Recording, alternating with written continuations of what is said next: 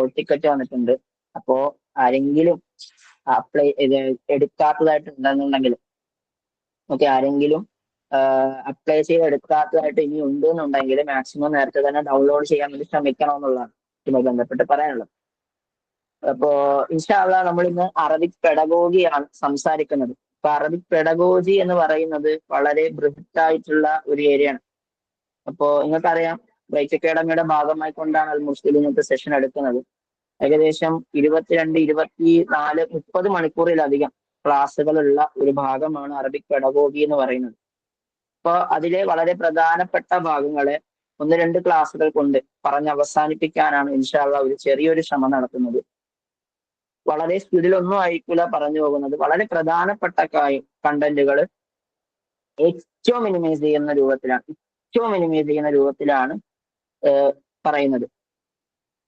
നിങ്ങൾക്കറിയാം, bright academy വിദ്യാർത്ഥികൾക്കറിയാം, നമ്മൾ ഏറ്റവും മിനിമൈസ് ചെയ്ത് കണ്ടന്റ് പറഞ്ഞാലും കുറേ തവണ കയറി വരുന്ന ഒരു വിഷയമാണ് അറബിക് പെഡഗോജി എന്ന് പറയുന്നത്. ഈ അറബിക് പെഡഗോഗിയെ സംബന്ധിച്ചിടത്തോളം ഞാൻ ആദ്യമേ നിങ്ങളോടൊരു കാര്യം പറയാണ്. നിങ്ങൾക്ക് വേണ്ട വളരെ പ്രധാനപ്പെട്ട ഒരു സംഭവം ഈ ധൈര്യശാലികളാവുക എന്നുള്ളത്. അതായത് ടെൻഷൻ ഒഴിവാക്കിക്കൊണ്ട് വളരെ മനോഹരമായി കൊണ്ട് ഈ ഒരു വിഷയത്തിനെ സമീപിക്കാൻ കഴിഞ്ഞാൽ വളരെ അനായാസകരമായി നമുക്ക് കൈപ്പിടിയിലാക്കാവുന്ന ഒരു വിഷയം മാത്രമാണ് അറബിക് പെഡഗോജി എന്ന് പറയുന്നത്. പണ്ടൊരിക്കലെ എൻ്റെ ഒരു ഫ്രണ്ട് എന്നോട് പറഞ്ഞ അറബിക് പെഡഗോജിയുമായി ബന്ധപ്പെട്ടുകൊണ്ട് എൻ്റെ ഒരു ഫ്രണ്ട് എന്നോട് പറഞ്ഞ ഒരു കോട്ട് ഞാൻ ഓർക്കുന്നുണ്ട്. പെഡഗോഗി എന്ന് പറയുന്ന വിഷയം പെടക്കുന്ന മീനല്ല എന്ന് എന്നോട് പറഞ്ഞു. പെടക്കോഴിയല്ല, പെഡഗോഗിയാണ്. അത് പെടക്കണ മീനും അല്ല എന്ന് എന്നോട് പറഞ്ഞു. ആള് പെടയോ അല്ല, പൂവനോ അല്ല, അത് വേറെ കാര്യം. എങ്കിലും എന്നോട് ആ പറഞ്ഞ ഒരു കോട്ട് ഇപ്പോഴും ഓനെ ഓർക്കുമ്പോ എനിക്കെപ്പോഴും ഓർമ്മ വരാറുണ്ട്. അവൻ നല്ല രസികനാണ്.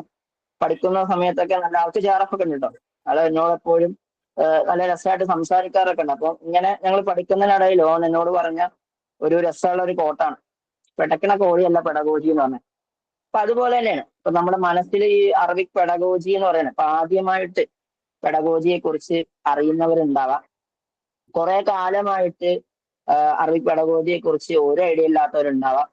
അപ്പൊ അവർക്കൊക്കെ വേണ്ടിയിട്ടാണ് ഇന്നത്തെ സെഷനിലേക്ക് ഞാൻ ജസ്റ്റ് ഒരു ഇൻട്രൊഡക്ഷൻ നൽകുന്നത്. അപ്പൊ നമ്മൾ മനസ്സിലാക്കേണ്ടത് ഒരു 3-4 പ്രധാനപ്പെട്ട 3 കാര്യങ്ങളുണ്ട്. നമ്മുടെ ട്രിപ്പോളജി എന്ന് പറയുന്നത് പ്രധാനപ്പെട്ട 3 ഫേസസ് ഫോർ സിംപ്ലിഫൈങ് പെഡഗോജി എന്നുള്ള വിഷയമാണ്. ഫസ്റ്റ് കാര്യം, അണ്ടർസ്റ്റാൻഡ് ദ സിലബസ്. സിലബസ് മനസ്സിലാക്കുക. സിലബസ് എന്താണെന്ന് പോലും അറിയാത്തവരായിരിക്കും ഭൂരിഭാഗം വിദ്യാർത്ഥികൾ ഇതിൻ്റെ അകത്തുള്ളത്. കുറെ ചോദ്യങ്ങൾ ഗ്രൂപ്പിൽ വരുന്നു, അതിന് ആൻസർ പറയുന്നു, അവിടെ ചെയ്യുന്നു, ഇവിടെ ചെയ്യുന്നു. എന്താണ് പഠിക്കേണ്ടത് എന്ന് ഒരു ധാരണ ഇല്ലാത്ത കുറെ അധികം വിദ്യാർത്ഥികളാണ് ഒരുമിച്ച് PSCക്ക് വേണ്ടി തയ്യാറെടുക്കുന്നത്. എന്നാൽ മറ്റു ചില ആൾക്കാർ കൃത്യമായി കൊണ്ട് സിലബസ് മനസ്സിലാക്കിക്കൊണ്ട് കൃത്യമായി പ്രീവിയസ് ഇയർ ക്വസ്റ്റ്യൻസ് മനസ്സിലാക്കിക്കൊണ്ട് അതിനെ കൃത്യമായി അനലൈസ് ചെയ്തുകൊണ്ട് ഡൗട്ട്സ് ക്ലിയർ ചെയ്തുകൊണ്ട് പഠിക്കുന്ന ഒരുപാട് വിദ്യാർത്ഥികൾ നമ്മുടെ മുമ്പിലുണ്ട്.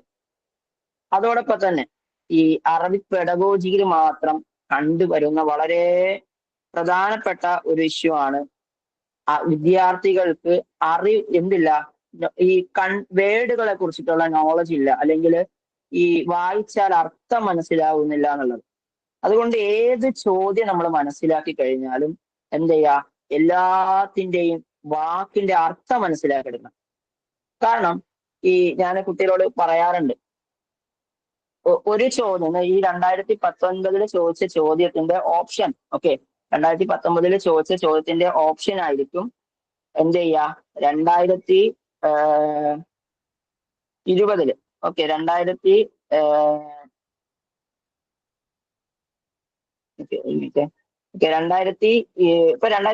ഫെബ്രുവരിയിൽ ചോദിച്ച ചോദ്യത്തിന്റെ ഫസ്റ്റ് ഓപ്ഷൻ ആയിരിക്കും 2020 എന്ത് ചോദ്യം. അപ്പൊ ആ രൂപത്തിലാണ് എന്ത് ചെയ്യുന്നത് ചോദ്യങ്ങൾ വരാറുള്ളത്. അതുകൊണ്ട് തന്നെ എല്ലാം മനസ്സിലാക്കാന്നുള്ളതാണ്. പിന്നെ എപ്പോഴും PYQs റിപ്പീറ്റ് ചെയ്ത് ചോദിച്ചു പഠിച്ചുകൊണ്ടിരിക്കുക. PYQs പഠിക്കാം.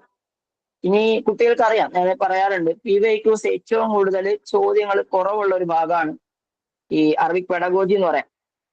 പക്ഷെ PYQs ചോദിക്കൂല എന്നല്ല, ചോദിക്കും.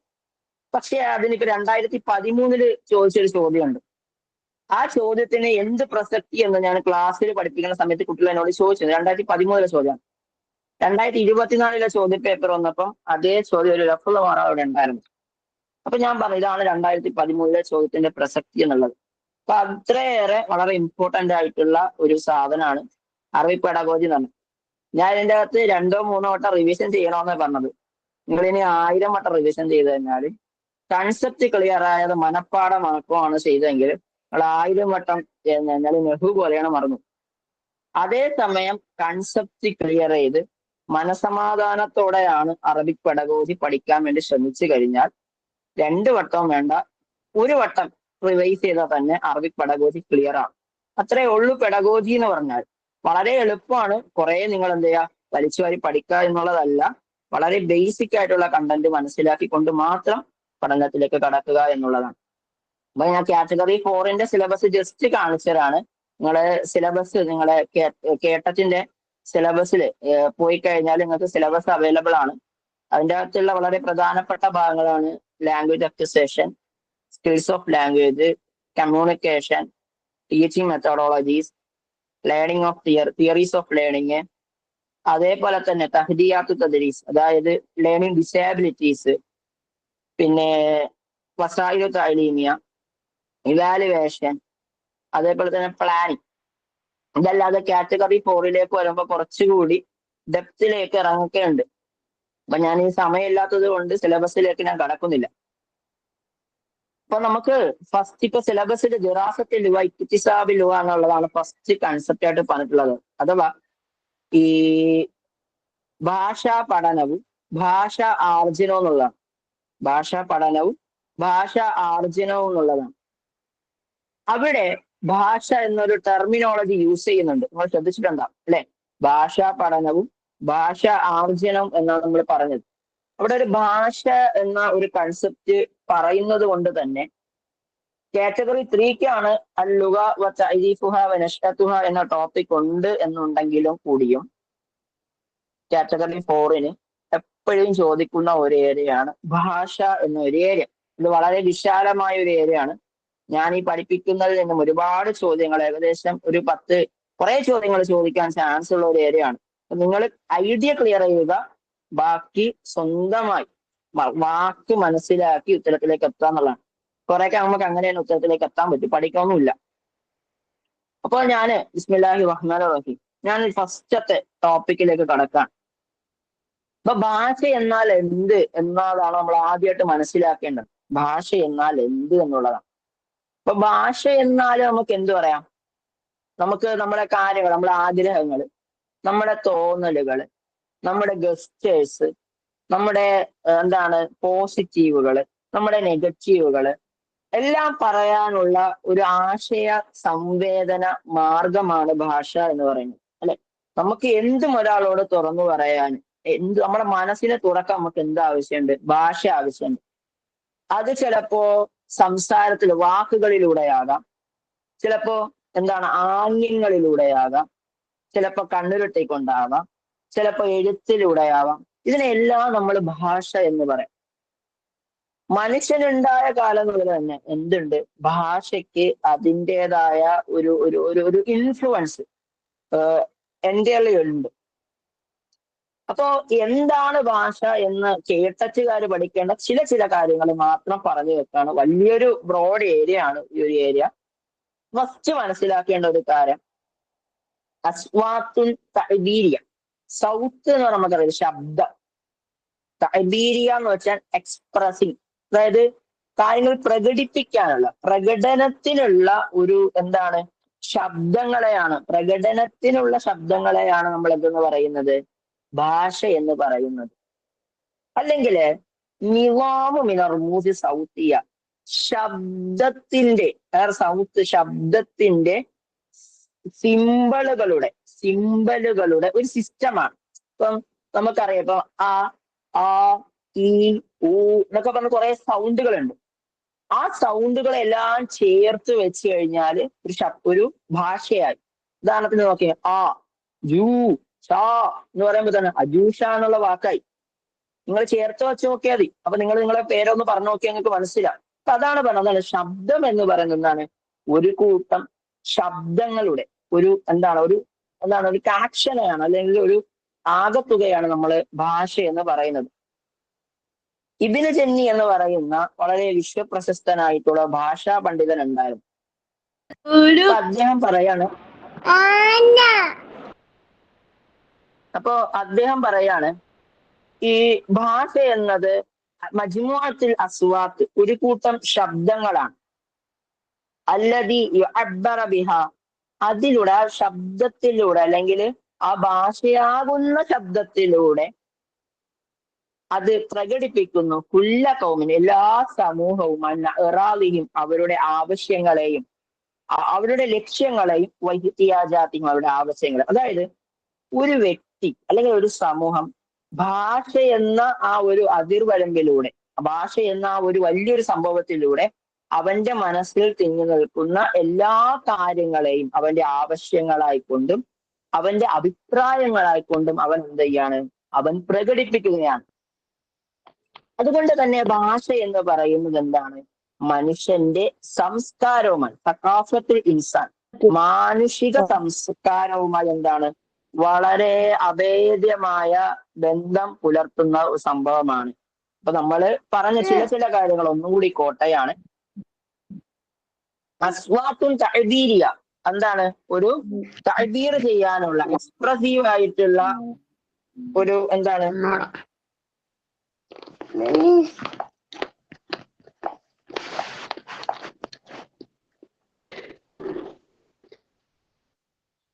എക്സ്പ്രസീവ് ആയിട്ടുള്ള ഒരു സാധനമാണ് എന്ത്, ഈ ഭാഷ എന്ന് പറയുന്നത്. എക്സ്പ്രസീവ് ആയിട്ടുള്ള ഒരു സംഭവമാണ് ഭാഷ എന്ന് പറയുന്നത്.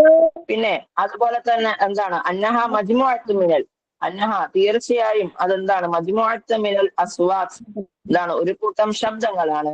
യുഅബ്ബറ ബിഹാ കുല്ല ഖൗമിൻ അൻ ഇറാദിഹിം, അതിലൂടെ ഓരോ മനുഷ്യരും അവരവരുടെ എക്സ്പീരിയൻസുകൾ. ആ ഫസീല എന്ന് പറയുന്ന നിങ്ങളൊന്ന് മ്യൂട്ട് ചെയ്യണം കേട്ടോ, ഇൻഷാ അല്ലാഹ്. അപ്പോ അതുപോലെ തന്നെ ഭാഷ എന്ന് പറയുന്നത് എന്താണ്, മനുഷ്യന്റെ സംസ്കാരവുമായി ബന്ധപ്പെട്ടതാണ്. ക്ലിയർ ആണെങ്കിൽ ജസ്റ്റ് ഒന്ന് ടൈപ്പ് ചെയ്താൽ മതി കേട്ടോ, ആരും വോയിസ് ഓൺ ആക്കരുത് ദയവ് ചെയ്ത്. ഓക്കെ, എന്തെങ്കിലും ഡൗട്ട് ഉണ്ടെങ്കിൽ ഒന്ന് ജസ്റ്റ് കമന്റ് ചെയ്താൽ മതി. ക്ലിയർ ആണെന്ന് വിചാരിക്കാണ് കേട്ടോ. ഓക്കെ, കുറച്ച് ടഫ് ആയിട്ടുള്ള ഒരു ഏരിയ ആണ്, കൂടെ ഉണ്ടെങ്കിൽ മനസ്സിലാകോളെ. ഇത് വിശ്വാസത്തിലൂടെ, ഭാഷയിലൂടെ ഇൻസാൻ, മനുഷ്യൻ പ്രകടിപ്പിക്കുന്നു. തഅബീർ എന്ന് വെച്ചാൽ പ്രകടിപ്പിക്കുക. എന്തൊക്കെ പ്രകടിപ്പിക്കാൻ പറ്റും? 6 അഭിപ്രായങ്ങൾ, അഫ്കാർ ചിന്തകൾ, ഷുഊറും ഇഹ്സാസാത്ത്, അതെന്താണ്, തോന്നലുകൾ എന്നാണ്. തോന്നലുകൾ. അൽ ആമാല്, ആമാൽ എന്ന് വെച്ചാൽ പ്രതീക്ഷകൾ. അൽ ആലാം, ദുഃഖങ്ങൾ. അപ്പം പ്രതീക്ഷകളും ദുഃഖങ്ങളും തോന്നലുകളും ഒക്കെ എന്ത് ചെയ്യാണ്, പ്രകടിപ്പിക്കാനുള്ള ഒരു മാധ്യമമാണ് ഭാഷ എന്ന് പറയാം. ഓക്കെ, നമ്മുടെ എന്താണ്, തോന്നലുകളും അവന്റെ ചിന്തകളെയും വിചാരങ്ങളെയും വികാരങ്ങളെയും ഒക്കെ പ്രകടിപ്പിക്കാനുള്ള ഒരു മാധ്യമമാണ് ഭാഷ എന്ന് പറയുന്നത്. ഇനി എപ്പോഴും എക്സാമിന് ചോദിക്കുന്ന ഒരു ചോദ്യം ഉണ്ടെന്നറിയും, എപ്പോഴാണ് ഒരു ഭാഷ അത് ആക്റ്റീവായി നിലനിൽക്കുന്നത്? നിങ്ങൾക്ക് സംസ്കൃതം എന്നൊരു ഭാഷ അറിയുമെന്ന് എനിക്ക് അറിഞ്ഞൂടാ. അതായത് ഈ മഹാഭാരതവും രാമായണവും അങ്ങനെ തുടങ്ങിയ ഹൈന്ദവ സംസ്കാരത്തിലുള്ള ഏകദേശ പുരാണ ഗ്രന്ഥങ്ങൾ രചിക്കപ്പെട്ടിട്ടുള്ള ഒരു ഇന്ത്യൻ ഭാഷയാണ് സംസ്കൃത ഭാഷ എന്ന് പറയാം. കലീലാവതിനെയും അൽഫുലെയും ഒക്കെ അറബിയിലേക്ക് വിവർത്തനം ചെയ്യപ്പെടുന്നത് സംസ്കൃത ഭാഷയിലൂടെയാണ്. ഈ സംസ്കൃത ഭാഷ എന്ന് പറയുന്നത് ഒരു നല്ലൊരു ഭാഷയാണ്. പക്ഷേ ഇന്ന് അന്യം നിന്ന് പോയിട്ടുള്ള ഭാഷകളിൽ ഒന്നാണ്. അതിന് പ്രധാനപ്പെട്ട 2-3 കാരണങ്ങളുണ്ട്. ഒന്ന് ഉറുദു ഭാഷയുടെ കടന്നുവരവും ഹിന്ദി ഭാഷയുടെ കടന്നുവരവും കാരണത്താലാണ്. കാരണം ഉറുദു മുസ്ലിങ്ങളും പിന്നീട് ഹിന്ദുക്കൾ എന്താണ് മറ്റ് ജാതിയിൽപ്പെട്ട ആൾക്കാരാണ് ഇത് എന്താണ് ഹിന്ദി ഭാഷ ഉപയോഗിക്കുന്നത്. അത് കാരണത്താൽ അന്യം നിന്നുപോയ ഒരു ഭാഷയാണെന്ത്, ഈ സംസ്കൃത ഭാഷ എന്ന് പറയുന്നത്. പക്ഷെ നല്ല രസമാണ് പഠിക്കാനുള്ള ശ്ലോകങ്ങളും കാര്യങ്ങളും. അപ്പം ഒരു ഭാഷ എപ്പോഴും എപ്പോഴും ഒരു ആക്റ്റീവായി നിലനിൽക്കുന്നത് എപ്പോഴാണെന്നൊരു ചോദ്യമുണ്ട്. മുത്തദാവിലത്തുള്ള അൽസിനത്തിനാസ്, മനുഷ്യന്മാരുടെ നാവിലൂടെ അതെപ്പോഴും ഉപയോഗിക്കുമ്പോഴാണ് ഭാഷ എന്ത് ചെയ്യുന്നത്, ഒരു നല്ല രൂപത്തിൽ ഉപയോഗിക്കാൻ പറ്റുന്നത്. ഇനി നാത്തിക്കൂണൽ അസ്ലിയും, നമ്മൾ ഒരു ഭാഷയിൽ അടിസ്ഥാന ഘടകമായിട്ട് ആരെയാണ് പരിഗണിക്കേണ്ടത്? ഇപ്പം സംസ്കൃത ഭാഷയിലെ ഏറ്റവും അടിസ്ഥാനമായിട്ട് ആരെ കണ്ടു പഠിക്കണം നമ്മൾ ചോദിക്കും. ആ സംസ്കൃത ഭാഷ സംസാരിക്കുന്ന യഥാർത്ഥത്തിൽ ആരാണോ സംസാരിക്കുന്നത് അവരെ നോക്കി വേണം നമ്മൾ എന്ത് ചെയ്യേണ്ടത്, നമ്മൾ പഠിക്കേണ്ടത് എന്നുള്ളതാണ്. ആരെയാണോ യഥാർത്ഥത്തിൽ ആരാണോ സംസാരിക്കുന്നത് അവരെ വെച്ച് വേണം എന്ത് ചെയ്യണം നമ്മൾ കാര്യങ്ങൾ നോക്കേണ്ടത് എന്നുള്ളതാണ്. അതാണ് നമ്മളിവിടെ പറഞ്ഞത്. നാത്തിക്കൂനൽ അസ്ലിയൂൻ, അടിസ്ഥാനമായിട്ട് സംസാരിക്കുന്നത്. ഇപ്പൊ അറബികളാണെങ്കിൽ അറബികൾ. ഉമ്മിൽ മർജഉൽ അസാസി, അതാണ് അടിസ്ഥാന സ്രോതസ്. ലിസിലാഹിയത്തിൽ ഭാഷയുടെ വാലിഡിറ്റിയിൽ നമ്മൾ ഇൻഷാ അല്ലാഹ് ഇവാലുവേഷനുമായി ബന്ധപ്പെട്ട് എന്താണ് വാലിഡിറ്റി എന്നൊക്കെ നമ്മൾ പറയും. ഇനി മുമ്പ് എക്സാമിന് ചോദിച്ച വലായിഫ് ലുഗയുമായി ബന്ധപ്പെട്ട ഭാഷ നമ്മൾ പറഞ്ഞല്ലോ. അപ്പൊ ഭാഷ എന്താണെന്നുള്ള പറഞ്ഞ ഏകദേശം നിങ്ങൾക്ക് മനസ്സിലായിട്ടുണ്ടെന്ന് വിചാരിക്കണം. മനസ്സിലായില്ല? ഇനി ഭാഷയ്ക്ക് ഒരുപാട് ധർമ്മങ്ങളുണ്ട്. അതിപ്പോ നമുക്ക് ഒരു കുറച്ച് സമയം കൊണ്ട് പറഞ്ഞു തീർക്കാൻ പറ്റൂല. ഭാഷയ്ക്ക് ഒരുപാട് ധർമ്മങ്ങളുണ്ട്. അതിൽ പ്രധാനപ്പെട്ട ചില ധർമ്മങ്ങളാണ്. ഒന്ന് ഇത്തിദാർ, അപ്പോളജി, നമ്മൾ എന്താണ് എല്ലാവരോടും സോറി പറയാം. അതുപോലെ തഅസിയത്ത്, കണ്ടോളസൻസ്, അതായത് ഇപ്പം ഒരാൾ മരണപ്പെട്ട് കഴിഞ്ഞാൽ ദുഃഖം രേഖപ്പെടുത്തുക. തൗസിയ, റെക്കമെൻഡേഷൻ, മറ്റൊരാളോട് ഒരാളെ പറ്റി റെക്കമെൻഡ് ചെയ്യുക.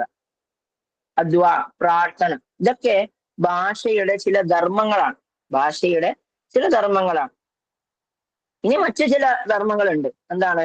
തഫീറുൽ അഫ്കാരി അമ്മ ഫി നഫ്സ്, നമ്മുടെ ഹൃദയത്തിലുള്ള, നമ്മുടെ ശരീരത്തിലുള്ള, നമ്മുടെ മനസ്സിലുള്ള ചിന്തകളെ രൂപീകരിക്കുക, എക്സ്പ്രസ് ചെയ്യുക. അല്ലെങ്കിൽ തവാസുൽ മഅൽ ആഖിരീൻ ഔ ബൈനൽ അഫ്റാദ്, മറ്റുള്ളവരുമായിട്ട് എന്ത് ചെയ്യുക, കമ്മ്യൂണിക്കേറ്റ് ചെയ്യുക എന്നുള്ളതും ഈ പറയുന്ന ഭാഷയുമായി ബന്ധപ്പെട്ട കാര്യമാണ്. ഇനി മറ്റു ചിലതാണ് ഇസ്തിഫാദത്ത് മിന തജാരിബുൽ ആഖി, മറ്റുള്ളവരുടെ എക്സ്പീരിയൻസുകളിൽ നിന്നും പ്രയോജനം എടുക്കാം. ഇപ്പോ ഉദാഹരണത്തിന് ഞാനും എന്റെ സ്റ്റുഡന്റാണ് ഐഷ. അപ്പൊ ഞാനും ഐഷയെ സംസാരിക്കുമ്പോൾ ഐഷ എന്താണ് കുറെ കാര്യങ്ങൾ പറയാം. അതായത് പഠനവുമായിട്ട് എങ്ങനെയൊക്കെ മെച്ചപ്പെടുത്താം, കുട്ടികൾ നേരിടുന്ന വെല്ലുവിളികളെ കുറിച്ചൊക്കെ ഐഷ എന്താണ് എന്നോട് കാര്യങ്ങൾ പറയാം. അപ്പൊ ഞാൻ മനസ്സിലാക്കുകയാണ് എന്താണ്, എന്റെ കുട്ടിയെ ഞാൻ ഇങ്ങനെ പഠിപ്പിച്ചു കഴിഞ്ഞാൽ ഇങ്ങനെ പ്രശ്നങ്ങൾ അവൻ അനുഭവിക്കാൻ സാധ്യതയുണ്ടാവും. അപ്പൊ എന്ത് ചെയ്യാം, അതിനൊന്ന് മാറ്റിപ്പിടിക്കാം. അപ്പൊ ഇത് ഭാഷയുമായി ബന്ധപ്പെട്ട കമ്മ്യൂണിക്കേഷൻ എന്ന് പറയുന്ന ഒരു വിഷയമാണ് കേട്ടോ. സ്ക്രീൻ ഇടയ്ക്കിടയ്ക്ക് പോകുന്നുണ്ടല്ലേ?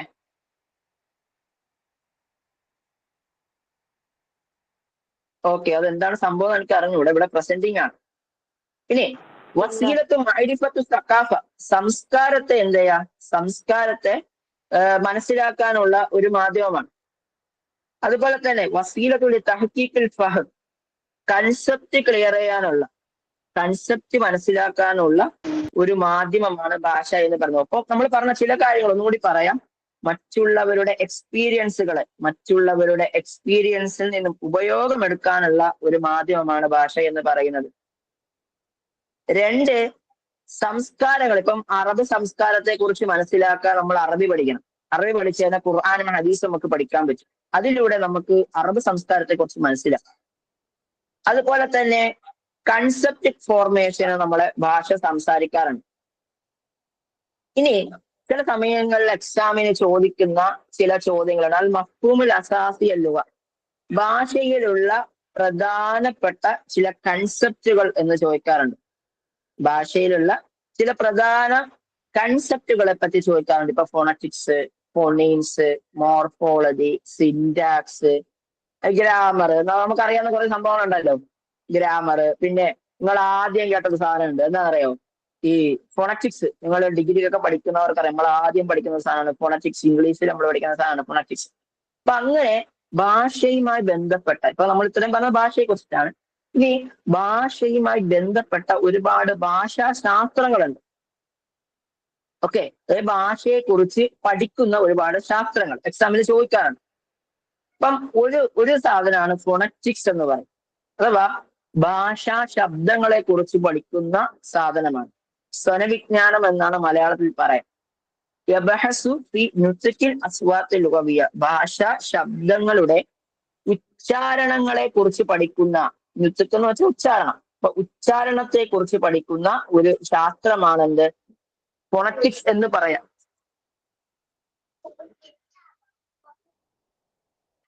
ഇനി അടുത്തത് സിൻടാക്സ് ആണ്. സിൻടാക്സ് എന്ന് പറയുന്നത്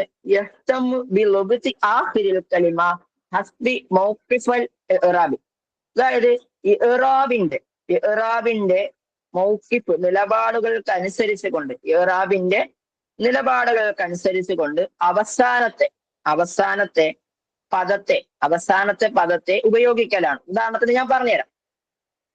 ഇപ്പോ നെഹ്വ് നമുക്കെടുക്കാം. നെഹ്വ് എന്ന് പറഞ്ഞാൽ നമുക്കറിയാലേ, അവസാനത്തെ പദം. ഇപ്പം അവസാനത്തെ പദത്തിന് എന്ത് കൊടുക്കണം എന്ന് നമ്മൾ തീരുമാനിക്കുന്ന സാധനം നെഹ്വിലൂടെ. അതിപ്പം കാന വഹവാത്ത് വന്ന് എന്ത് ചെയ്യാം, ഇന്ന വഹവാത്ത് വന്ന് എന്ത് ചെയ്യാം, അങ്ങനെയുള്ള സംഭവങ്ങളൊക്കെയാണ് ഈ നെഹ്വ് എന്ന് പറയാം. അപ്പൊ ഇൽമുൻ അതൊരു ശാസ്ത്രമാണ്. യഹ്തമു അത് പ്രാധാന്യം നൽകുന്നു. ബിളബ്തി ആഖിരിൽ കലിമ അവസാന വാചകത്തെ സിസ്റ്റമൈസ് ചെയ്യാൻ ഹസ്ബി മൗഖിഫൽ ഇറാബിന്റെ നിലപാടുകൾ അനുസരിച്ചുകൊണ്ട്. ഇനി സെമാൻറ്റിക്സ് അഥവാ ഇൽമു ദലാലാത്ത് എന്ന് പറയുന്നത് ദലാലുകളെ കുറിച്ച്, ആശയങ്ങളെ കുറിച്ച്, വാക്കുകളുടെ അർത്ഥവികാസത്തെ സംബന്ധിച്ച ശാസ്ത്രത്തെയാണ് നമ്മൾ സെമാൻറ്റിക്സ് അഥവാ ഇൽമു ദലാലാത്ത് എന്ന് പറയാം.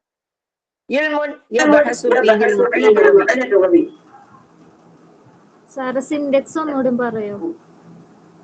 സിൻഡെക്സ് ആണ്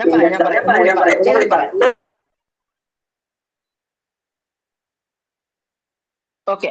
അപ്പോ ഇൽമുൻ അതൊരു ശാസ്ത്രമാണ്. യബ്ഹസുൽ മഅനലൂയി ഭാഷ ആശയങ്ങളെ കുറിച്ച് പഠിക്കുന്നു. അല സുഈദുൽ മുഫ്രദാത്തി വത്തറാക്കീബ് സ്ട്രക്ചറുകളുടെയും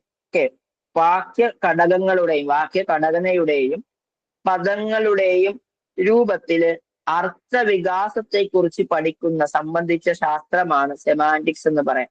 അതായത് വാക്യങ്ങൾക്കനുസരിച്ച് കൊണ്ട് എങ്ങനെയാണ് ആശയങ്ങൾ രൂപപ്പെടുന്നത് എന്നതിനെ കുറിച്ച് പഠിക്കുന്നതാണ്. വാക്യഘടനയ്ക്ക് അനുസരിച്ച് കൊണ്ട് ആശയങ്ങൾ എങ്ങനെയാണ് രൂപപ്പെടുന്നത് എന്നതിനെ കുറിച്ച് പഠിക്കുന്ന ശാസ്ത്രമാണ് സെമാൻറ്റിക്സ് എന്ന് പറയാം.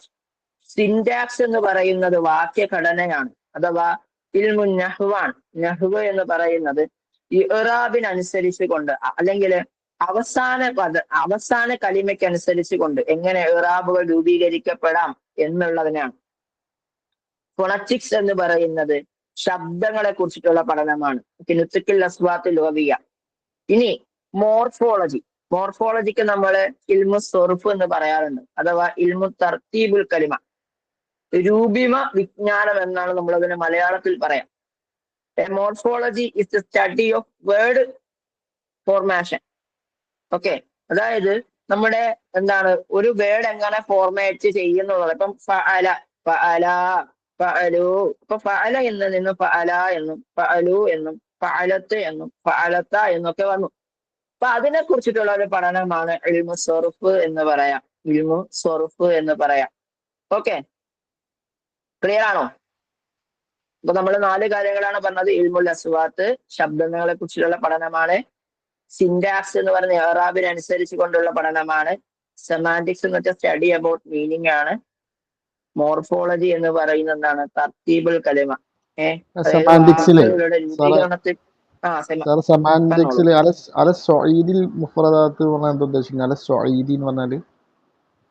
അവിടെ കൃത്യമായി മനസ്സിലാക്കേണ്ടത് വാക്കുകളുടെ അർത്ഥ വികാസത്തെ സംബന്ധിച്ച ശാസ്ത്രം എന്ന് മാത്രം തൽക്കാലത്തേക്ക് മനസ്സിലാക്കിയാൽ മതി. ഓക്കെ, ഇവിടെ ഡിപ്പെൻഡ്സ് അപ്പോൺ എന്ന അർത്ഥത്തിലാണ്, അല്ല സൊഈദ് എന്ന് വെച്ചാൽ ഡിപ്പെൻഡ്സ് അപ്പോൺ എന്നുള്ള അർത്ഥത്തിലാണ്. കയറുക ഇറങ്ങുക എന്ന അർത്ഥത്തിലല്ല. അതെന്ന് വെച്ചാൽ കയറുക എന്ന അർത്ഥമല്ലല്ലോ, അതല്ല ഉദ്ദേശിക്കുന്നത്. ഇനി അടുത്ത വളരെ പ്രധാനപ്പെട്ട ഒരു സാധനമാണ് ഈ ദിറാസത്തുൽ ലുഗ, ഇക്തിസാലാബുൽ ലുഗ എന്ന് പറയും. ഭാഷ ആർജിക്കുക എന്ന് പറയുന്ന സാധനം. ഒരു കുട്ടി ഭാഷ ആർജിക്കുന്ന എപ്പോഴാണ്? നൈസർഗികമായിട്ടാണ് ആ ഭാഷാർജനം നടക്കുന്നത്. അല്ലെ, നമ്മളിപ്പോ ഭാഷയെ കുറിച്ച് പഠിച്ചു. ഇനി അടുത്ത് നമ്മൾ പറയാൻ പോകുന്നത് ഭാഷാർജനത്തെ പറ്റിയിട്ടാണ്, അഥവാ ദിറാസത്തുൽ ലുഗയെ പറ്റിയിട്ടാണ്. ഒരു കുട്ടി അവന്റെ ഉമ്മയുടെ വയറിലാകുന്ന സമയത്ത് തന്നെ അവനിലുള്ള ലാംഗ്വേജ് ഫോർമേഷൻ നടക്കുന്നുണ്ട്. ഓക്കെ, പിന്നീട് അവൻ പ്രസവിക്കുന്നു. പ്രസവിച്ചതിന് ശേഷം അവന്റെ സറൗണ്ടിങ്സിൽ നിന്നും അവൻ ഒരുപാട് ശബ്ദങ്ങൾ കേൾക്കുന്നു. ആ ശബ്ദങ്ങൾ പിന്നീട് ഒരു 6-7 മാസം കഴിയുമ്പോൾ ഉമ്മ എന്നോ വാപ്പയെന്നോ വേടിലൂടെ നമ്മൾ കേൾക്കുന്നുണ്ട്. ഇതിനെയാണ് നമ്മൾ ഭാഷ ആർജിച്ചെടുത്തുകൊണ്ട് അവൻ പ്രയോഗിക്കുക എന്ന് പറയുന്നത്. ഇനി നമ്മളെ സംബന്ധിച്ചിടത്തോളം അധ്യാപകരെ സംബന്ധിച്ചിടത്തോളം എന്തിനാണ് നമ്മൾ ഈ ദിറാസത്തുലുവയെ കുറിച്ച് അല്ലെങ്കിൽ ഇക്തിസാബിലുവയെ കുറിച്ച് പഠിക്കേണ്ടി വരിക എന്നുള്ളതാണ്. അതായത് ഒരു കൊച്ചു വിദ്യാർത്ഥി എങ്ങനെയാണ് ഒരു കുട്ടി എങ്ങനെയാണോ പഠിക്കേണ്ടത് അതിനെ കുറിച്ചിട്ടാണ് നമ്മൾ ഈ ദിറാസത്തുലുവ പഠിക്കുന്നത്. അപ്പൊ ഇതിന്റെയുമായി ബന്ധപ്പെട്ടുകൊണ്ട് നമുക്ക് പറയേണ്ട വളരെ പ്രധാനപ്പെട്ട ഒരു തിയറി, അതായത് നോം ചോംസ്കിയുടെ ലാംഗ്വേജ് യൂണിവേഴ്സൽ ഗ്രാമർ തിയറിയാണ്. നോം ചോംസ്കി കൊണ്ടുവന്നിട്ടുള്ള യൂണിവേഴ്സൽ ഗ്രാമർ തിയറിയാണ്. നമുക്കത് പറയാം. അപ്പൊ എന്താണ് ദിറാസത്തുലുവ എന്ന എക്സാമിനെ ചോദിച്ചത്, അതിൽ ഇക്തിസാബുലുവ എന്താണ് മുമ്പ് എക്സാമിനെ ചോദിച്ചിട്ടുണ്ട്. അമലിയത്തുൻ, അതൊരു പ്രവർത്തനമാണ്. യക്തസിബു ബിഹൽ ബഷർ, ഒരു മനുഷ്യൻ കരസ്ഥമാക്കുന്ന ഒരു മനുഷ്യൻ കരസ്ഥമാക്കുന്ന ഒരു പ്രവർത്തനമാണ്. അൽ ഖുദറ, കഴിവിനെ. എന്ത് കഴിവാണ് ആ മനുഷ്യൻ സ്വയത്തമാക്കുന്നത്? ഇസ്തിഖ്ബാലി വൈസ്തിഇയാബിലുവ, ഭാഷയെ സ്വീകരിക്കാനും അതനുസരിച്ച് കൊണ്ട് പ്രയോഗവൽക്കരിക്കുവാനും. അപ്പൊ ഭാഷാ പ്രയോഗത്തിനെയും ഭാഷയെ ആർജിച്ചെടുക്കുന്നതിനും വേണ്ടി മനുഷ്യൻ മനുഷ്യൻ ഉണ്ടാക്കിയെടുക്കുന്ന ഒരു കഴിവിനെയാണ് നമ്മൾ എന്തെന്ന് പറയുന്നത്, ഭാഷാർജനം അല്ലെങ്കിൽ ഇക്തിസാബുലുവ എന്ന് കൊണ്ട് ഉദ്ദേശിക്കുന്നത്. ഒരു മനുഷ്യൻ എപ്പോഴാണ് പഠിച്ചു തുടങ്ങുന്നത്? അവന്റെ ബിൽ ഫിത്രത്തി, അവന്റെ നൈസർഗികമായിക്കൊണ്ടാണ്. അപ്പോ നോം ചോംസ്കി എന്ന ഒരു അമേരിക്കൻ സൈക്കോളജിസ്റ്റ് ഈ ലാംഗ്വേജുമായി ബന്ധപ്പെട്ടുകൊണ്ട് അദ്ദേഹം മുന്നോട്ട് വെച്ച ഒരു ആശയമാണ് ലാഡ് അഥവാ ലാംഗ്വേജ് അക്വിസിഷൻ ഡിവൈസ് അഥവാ ജിഹാസു ഇക്തിസാബുലുവ. അതായത് ഇദ്ദേഹം പറയണെന്ന് വെച്ച് കഴിഞ്ഞാല് നമ്മൾ എങ്ങനെയൊക്കെ സംസാരിച്ചു കഴിഞ്ഞാൽ, നമ്മളിപ്പോ എങ്ങനെയൊക്കെ സംസാരിച്ചാലും ഒരു ഗ്രാമർ ബേസിൽ നമ്മൾ സംസാരിക്കോളൂ. ഗ്രാമർ ബേസിൽ സംസാരിക്കാൻ നമുക്ക് പറ്റുള്ളൂ. നീ പോയി അവിടെ എന്ന് പറഞ്ഞാലും പോയി അവിടെ നീ എന്ന് പറഞ്ഞാലും ഒക്കെ എന്തുണ്ട്, ഒരു ഗ്രാമർ ഉണ്ട് എന്ന് ഇദ്ദേഹം വാദിക്കുന്നുണ്ട്. അതുകൊണ്ട് തന്നെ മനുഷ്യൻ എന്താണ്, അവന്റെ ആശയങ്ങൾ രൂപീകരിക്കുന്ന സമയത്ത് അവനെന്തേ ഗ്രാമറിലൂടെ അവന് പറ്റുള്ളൂ. അതുകൊണ്ട് തന്നെ ലോക ഭാഷകൾക്കെല്ലാം ഒരു ഗ്രാമർ ഉണ്ട് എന്ന് വാദിച്ച വ്യക്തിയാണ് നോം ചോംസ്കി. അപ്പം അദ്ദേഹം പറയാണ്, മനുഷ്യന്റെ ഹൃദയത്തിനുള്ളിൽ ഒരു ഡിവൈസ് ഉണ്ട്. മനുഷ്യന്റെ ഹൃദയത്തിനുള്ളിൽ ഒരു ഡിവൈസ് ഉണ്ട്.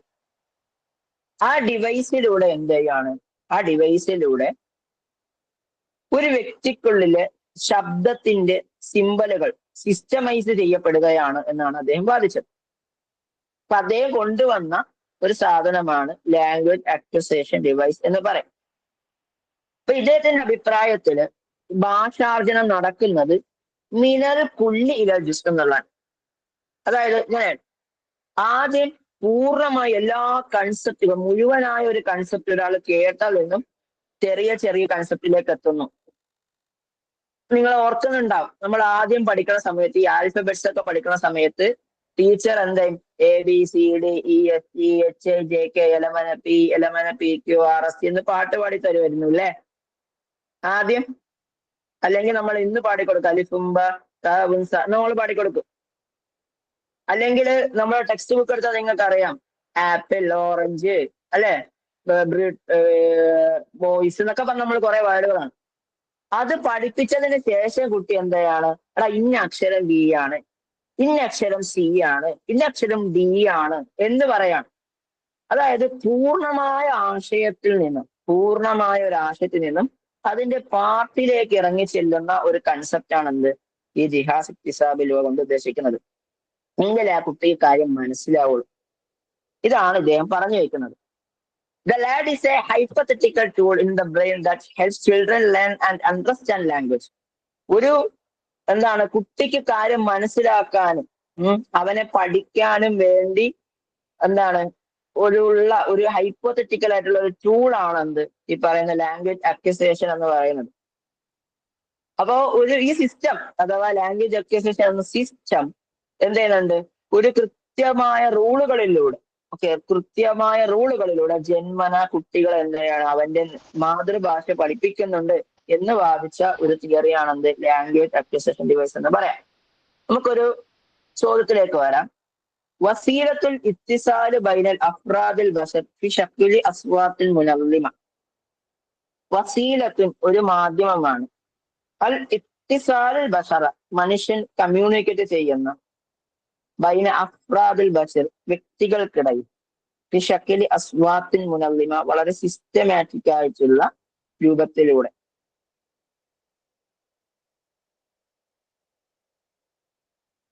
ഭാഷയാണോ, സാഹിത്യമാണോ, ബലാഗയാണോ, നഹ്വാണോ എന്നാണ് ചോദ്യം. ഭാഷയാണ്. ഭാഷയെ പറ്റി നമ്മൾ പറയണം അല്ലെ. നമ്മൾ ആദ്യമേ പറഞ്ഞു മനുഷ്യന്റെ ഫീലിങ്സുകളെ കുറിച്ചിട്ട് നമുക്ക് എക്സ്പ്രസ് ചെയ്യാൻ പറ്റുന്ന ഒരു സാധനമാണ് ഭാഷ എന്ന് പറയാം.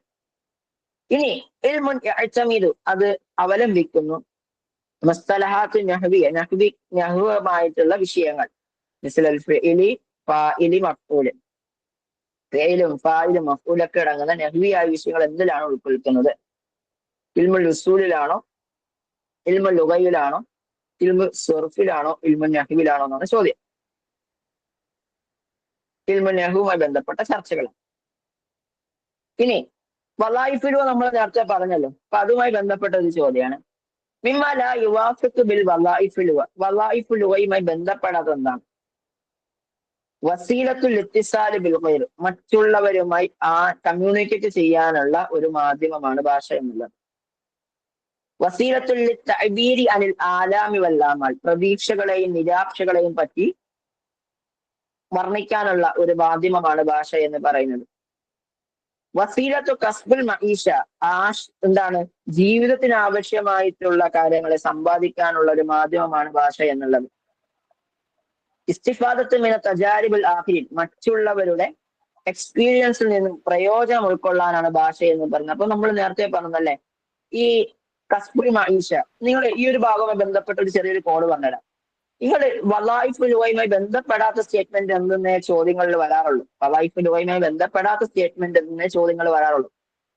ഇവിടെ ഇക്തിസാബുൽ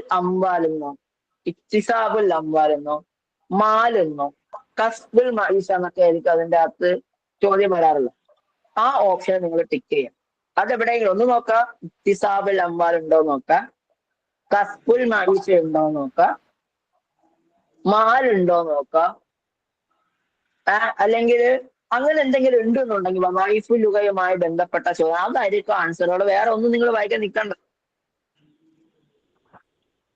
മാല യുവാഫിഖ് ബിൽ വലായിഫുൽ ലുഗയാണെങ്കിൽ ഓക്കെ. ഇനി ഇക്തിസാബുൽ ലുഗ ഭാഷ എന്താ സാധനമുണ്ടല്ലോ. ഇക്തിസാബുൽ ലുഗ നമ്മൾ എങ്ങനെയാണ് പറയുന്നത്? ലാംഗ്വേജ് ലേണിംഗ് എന്നാണോ, ലാംഗ്വേജ് സ്ട്രക്ചർ എന്നാണോ, ലാംഗ്വേജ് കപ്പാസിറ്റി എന്നാണോ, ലാംഗ്വേജ് അക്വിസിഷൻ എന്നാണോ പറയാറുള്ളത്? ഓക്കെ, നമുക്ക് നോക്കാം. ലാംഗ്വേജ് അക്വിസിഷൻ എന്നാണ് നമ്മൾ പറയാറുള്ളത്. ഭാഷാർജ്ജനത്തിൽ നമ്മൾ പറയുന്നത് ലാംഗ്വേജ് അക്വിസിഷൻ എന്നുള്ളതാണ്. റായിദു ഖവായിദ് ലുഗത്തുൽ ആലമിയ യൂണിവേഴ്സൽ ഗ്രാമർ തിയറിയുടെ ഫൗണ്ടർ ആരാണ്? ടൈപ്പ് ചെയ്യാട്ടോ, ഞാൻ കൃത്യമായി കാണുന്നുണ്ട് നിങ്ങളുടെയൊക്കെ ഇത്. നോം ചോംസ്കി ആണ്. Very good. ഇനി വളരെ പ്രധാനപ്പെട്ട ഒരു ചോദ്യമാണ്.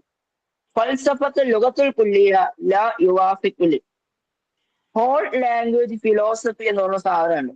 അതായത് എല്ലാ ഭാഷയ്ക്കും ഒരു കൃത്യമായ റൂളിന്റെ ബേസിലാണ് എന്ന് പറഞ്ഞ സാധനമാണെന്ത്? Whole language philosophy. ആ ഹോൾ ലാംഗ്വേജ് ഫിലോസഫി യോജിക്കാത്ത സ്റ്റേറ്റ്മെന്റ് ഏതാണ്? താഴെ തന്നിരിക്കുന്നത്. ഓപ്ഷൻ എ ഖവായിദുൽ ആലമിയ യൂണിവേഴ്സൽ ഗ്രാമർ തിയറി, അൻ നളരിയത്തു സുലൂക്കിയ ബിഹേവിയറിസം, അൽ അമലിയത്തുൽ മുറക്കസിയത്തു അല ദാരിസ്. എന്താണ്?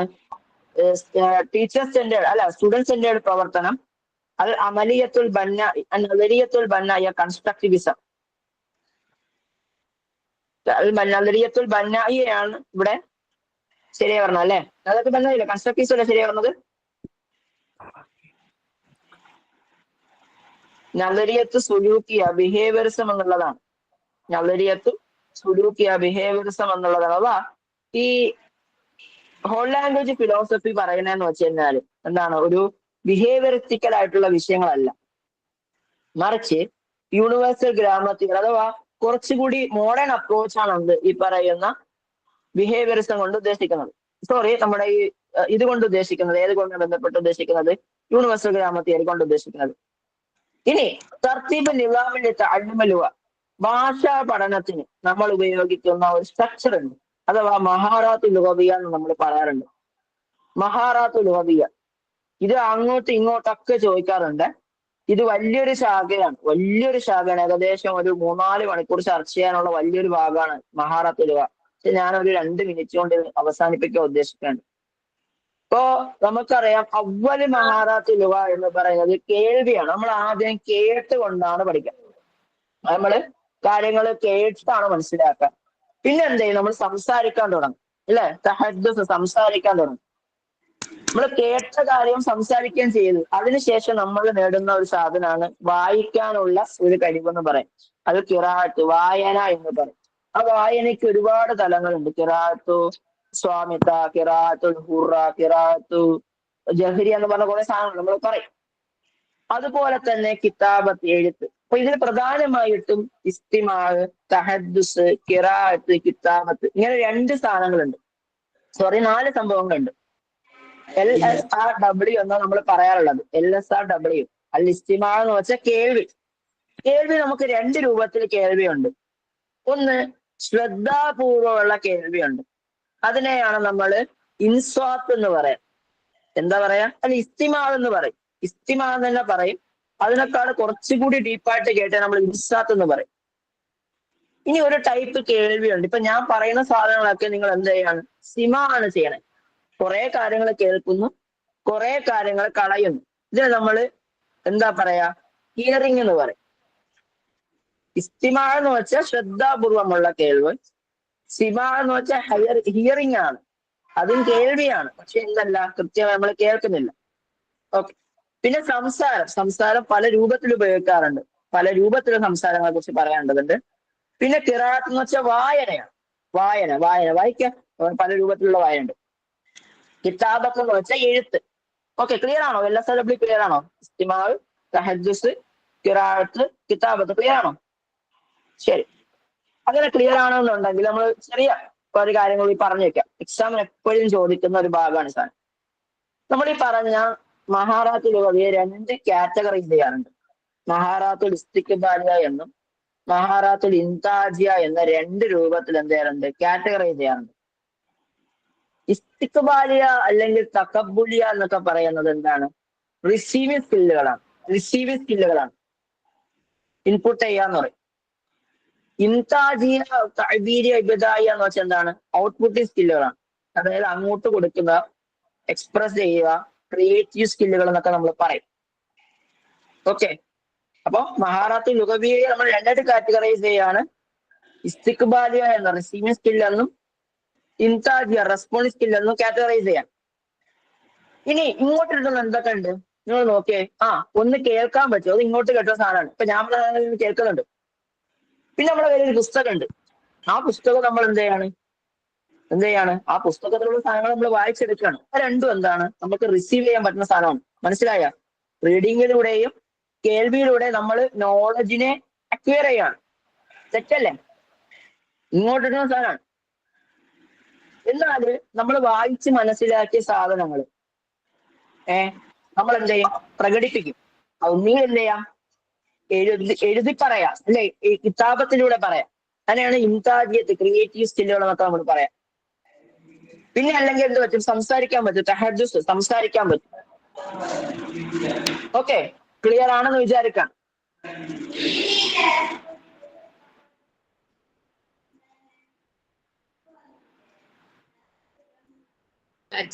ഓക്കെ, ക്ലിയർ ആണ്.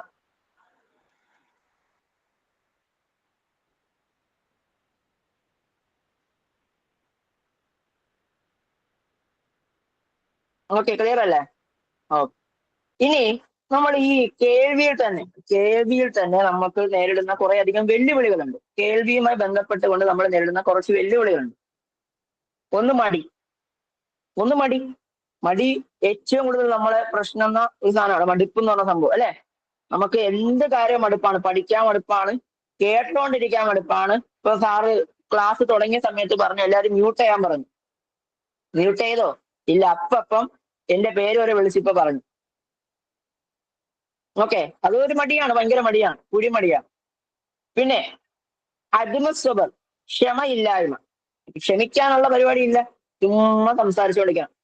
പിന്നെ ലൗല, ഇങ്ങനെ ഇടയ്ക്കിടയ്ക്ക് സംസാരിച്ച് എന്ത് പറ്റും, ഒച്ചപ്പാടുകൾ ഉണ്ടാകും. അപ്പൊ ഇതൊക്കെ എന്താണ്, കൃത്യമായിട്ട് ഒരാളെ കേൾക്കാൻ പറ്റും. ഇപ്പൊ ഞാൻ നിങ്ങളോട് സംസാരിച്ചു കഴിഞ്ഞാൽ ബഹളം, ഇപ്പൊ ഒരാൾ ഇങ്ങനെ ബഹളം ഉണ്ടാക്കി ഇങ്ങനെ ക്ഷമയില്ലാതെ സംസാരിച്ച് നിങ്ങൾക്ക് മനസ്സിലാവോ? ഇല്ല.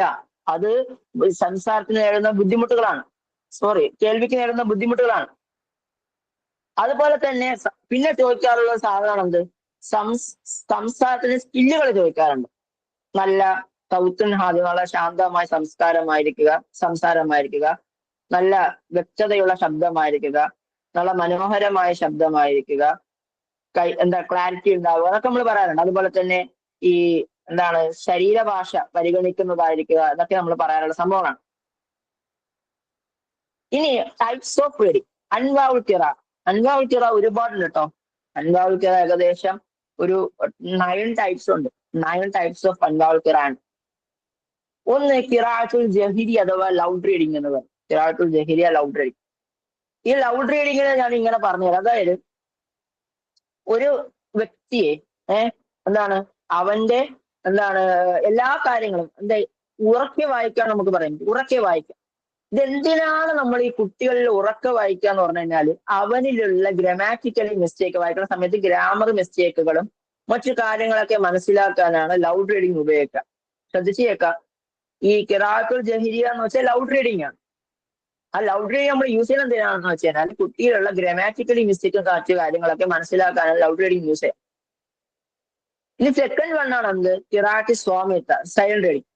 ഈ ലൈബ്രറിയിലൊക്കെ പോയിരുന്നു കഴിഞ്ഞാൽ, നിങ്ങൾക്ക് ലൈബ്രറിയിലൊക്കെ പോയിരുന്നു കഴിഞ്ഞാൽ ശബ്ദമുയർത്തി വായിക്കാൻ പറ്റുമോ? അത് ലൈബ്രറിയോട് കാണിക്കുന്നത് നല്ലതാണോ? അല്ല. നമ്മൾ എന്ത് ചെയ്യാം, മാക്സിമം ശബ്ദം വരാത്ത രീതിയിൽ വായിക്കും. ഇതാണ് സൈലന്റ് റീഡിങ് എന്ന് പറയാം. ഇപ്പൊ 2 രൂപത്തിൽ നമ്മൾ പറഞ്ഞു, ഖിറാഅത്തുൽ ജഹരിയ. ഖിറാഅത്തുൽ ജഹരിയ എന്ന് വെച്ചാൽ ലൗഡ് റീഡിംഗ് ആണ്. സെക്കൻഡ് വൺ ഖിറാഅത്ത് സ്വാമിത്ത, സൈലന്റ് റീഡിംഗ് ആണ്. ഇനി ഖിറാഅത്ത് തഹ്ലീലിയ ഉണ്ട്, അനലിറ്റിക്കൽ റീഡിംഗ്. അതായത് ഒരു സാധനം വായിച്ചു, ആ സാധനത്തിൽ നമ്മൾ അനലൈസ് ചെയ്യാം. അതിനാണ് നമ്മൾ അനലിറ്റിക്കൽ റീഡിംഗ്. അനലൈസ് എന്ന് വെച്ചാൽ വിശകലനാത്മക വായന എന്ന് പറയും. വിശകലനാത്മക വായന എന്ന് പറയും. ഇനി ഖിറാഅത്തുൽ നാഖിദ. ഖിറാഅത്ത് നാഖിദ കൊണ്ട് ഉദ്ദേശിക്കുന്നത് വെച്ചാൽ ക്രിറ്റിക്കൽ റീഡിംഗ് ആണ്. ഒരാൾ വായിക്കുന്നു, അതിൻ്റെ അകത്തുള്ള തെറ്റുകൾ കണ്ടുപിടിക്കുന്നത് നമ്മൾ ഖിറാഅത്ത് നാഖിദ എന്ന് പറയും. തെറ്റുകൾ കണ്ടെത്താൻ വേണ്ടി മാത്രം വായിക്കുക, ക്രിറ്റിക്കൽ റീഡിംഗ്. ഖിറാഅത്ത് സരിയ, നമ്മൾ പരീക്ഷ പേപ്പർ, പരീക്ഷയുടെ അന്നത്തെ ദിവസത്തെ റീഡിംഗ് എങ്ങനെയായിരിക്കും? വായിക്കും, ഇംറുൽ ഖൈസ്, നജ്ദ്, കിഫ, ലബിക്ക്, തൊറഫ, എന്നിട്ട് എടുത്തിട്ട് നടക്കും ഹൗലത്തി അത്തുല്ലാഹി, അടുത്തുള്ള ആയിഷ, സന്നാജത്തുൽ അറബ്, കഴിഞ്ഞു. ഈ മുഅല്ലഖ പഠിച്ചു. ഇതാണ് ഖിറാഅത്ത് സരിയ എന്ന് പറയാം, സ്പീഡ് റീഡിംഗ്. Okay, set. പിന്നെ എക്സ്റ്റൻസീവ് റീഡിംഗ് ഉണ്ട്, ഇന്റൻസീവ് റീഡിംഗ് ഉണ്ട്. ഖിറാഅത്തുൽ മുഖസ്സഫയുണ്ട്, ഖിറാഅത്തുൽ മുറക്കസയുണ്ട്. പറയാം, അത് നമുക്ക് ഇന്റൻസീവ് റീഡിംഗ് പറയാം. നിങ്ങളിപ്പോ ഒരു പരീക്ഷയ്ക്ക് വേണ്ടി പഠിക്കുന്നുണ്ടല്ലോ, പരീക്ഷയ്ക്ക് വേണ്ടി ഒരു നിർണിതമായിട്ടുള്ള കണ്ടന്റ് പഠിക്കുന്നില്ലേ? നിർണിതമായിട്ടുള്ള കണ്ടന്റ് വായിക്കുന്നില്ല, ടെക്സ്റ്റ് ബുക്ക് ഒക്കെ വായിക്കുന്നില്ലേ? അതാണ് ഇന്റൻസീവ് റീഡിംഗ്. അതുപോലെ ഖിറാഅത്തുൽ മുറക്കസ എന്ന് പറയും. മുറക്കസ തർക്കീ ചെയ്തുകൊണ്ട് വായിക്കാന്ന് പറയും. ഇനി മറ്റൊരു സാധനമാണ് ഖിറാഅത്തുൽ മുഖസ്സഫ, എക്സ്റ്റൻസീവ് റീഡിംഗ് എന്ന് പറയും. ഇപ്പൊ ഒരു നിങ്ങളിപ്പോ എന്താ ഒരു പുസ്തകം വായിക്കാൻ, നോവൽ വായിക്കണം, ആടുജീവിതം വായിക്കാണ്. അതല്ല, നിങ്ങളിപ്പം എന്താണ് ബെന്യാമിന്റെ മറ്റേതെങ്കിലും ലേഖനങ്ങൾ വായിക്കാണ്, അല്ലെങ്കിൽ നിങ്ങൾക്ക് ഇഷ്ടമുള്ള എന്താണ് പുസ്തകങ്ങൾ വായിക്കാണ്. ഇതെന്താണ്? ഖിറാഅത്തുൽ മുഖസ്സഫയാണ്, എക്സ്റ്റൻസീവ് റീഡിംഗ് ആണ്. ഇപ്പൊ ഉദാഹരണത്തിന് നിങ്ങളിപ്പോ എന്ത് ചെയ്യാണ്, ഇപ്പൊ ഞാൻ നഹ്വിലെ ഒരു ഗ്രാമർ പഠിപ്പിച്ചു. എന്താണ് ഇസ്മി, എന്താണ് ഫീൽ, എന്താണ് ഹർഫ് എന്ന് പഠിപ്പിച്ചു. നിങ്ങൾ എന്ത് ചെയ്യണം, നഹ്വുൽ വാദി അല്ലാതെ നഹ്വുമായി ബന്ധപ്പെട്ട നഹ്വുൽ വാഫിയോ അല്ലെങ്കിൽ മറ്റേതെങ്കിലും ഗൂഗിൾ സൈറ്റുകളോ നിങ്ങൾ വായിക്കാണ്. ഇതിനാണ് ഖിറാഅത്തുൽ മുഖസ്സഫ, എക്സ്റ്റൻസീവ് റീഡിംഗ്. അഥവാ ഇന്റൻസീവ് റീഡിങ്ങിന് ഒന്നും കൂടി എലാബറേറ്റ് ചെയ്യുന്നതാണ് എക്സ്റ്റൻസീവ് റീഡിംഗ് എന്ന് പറയാം. ക്ലിയർ ആണോ? ഓക്കെ.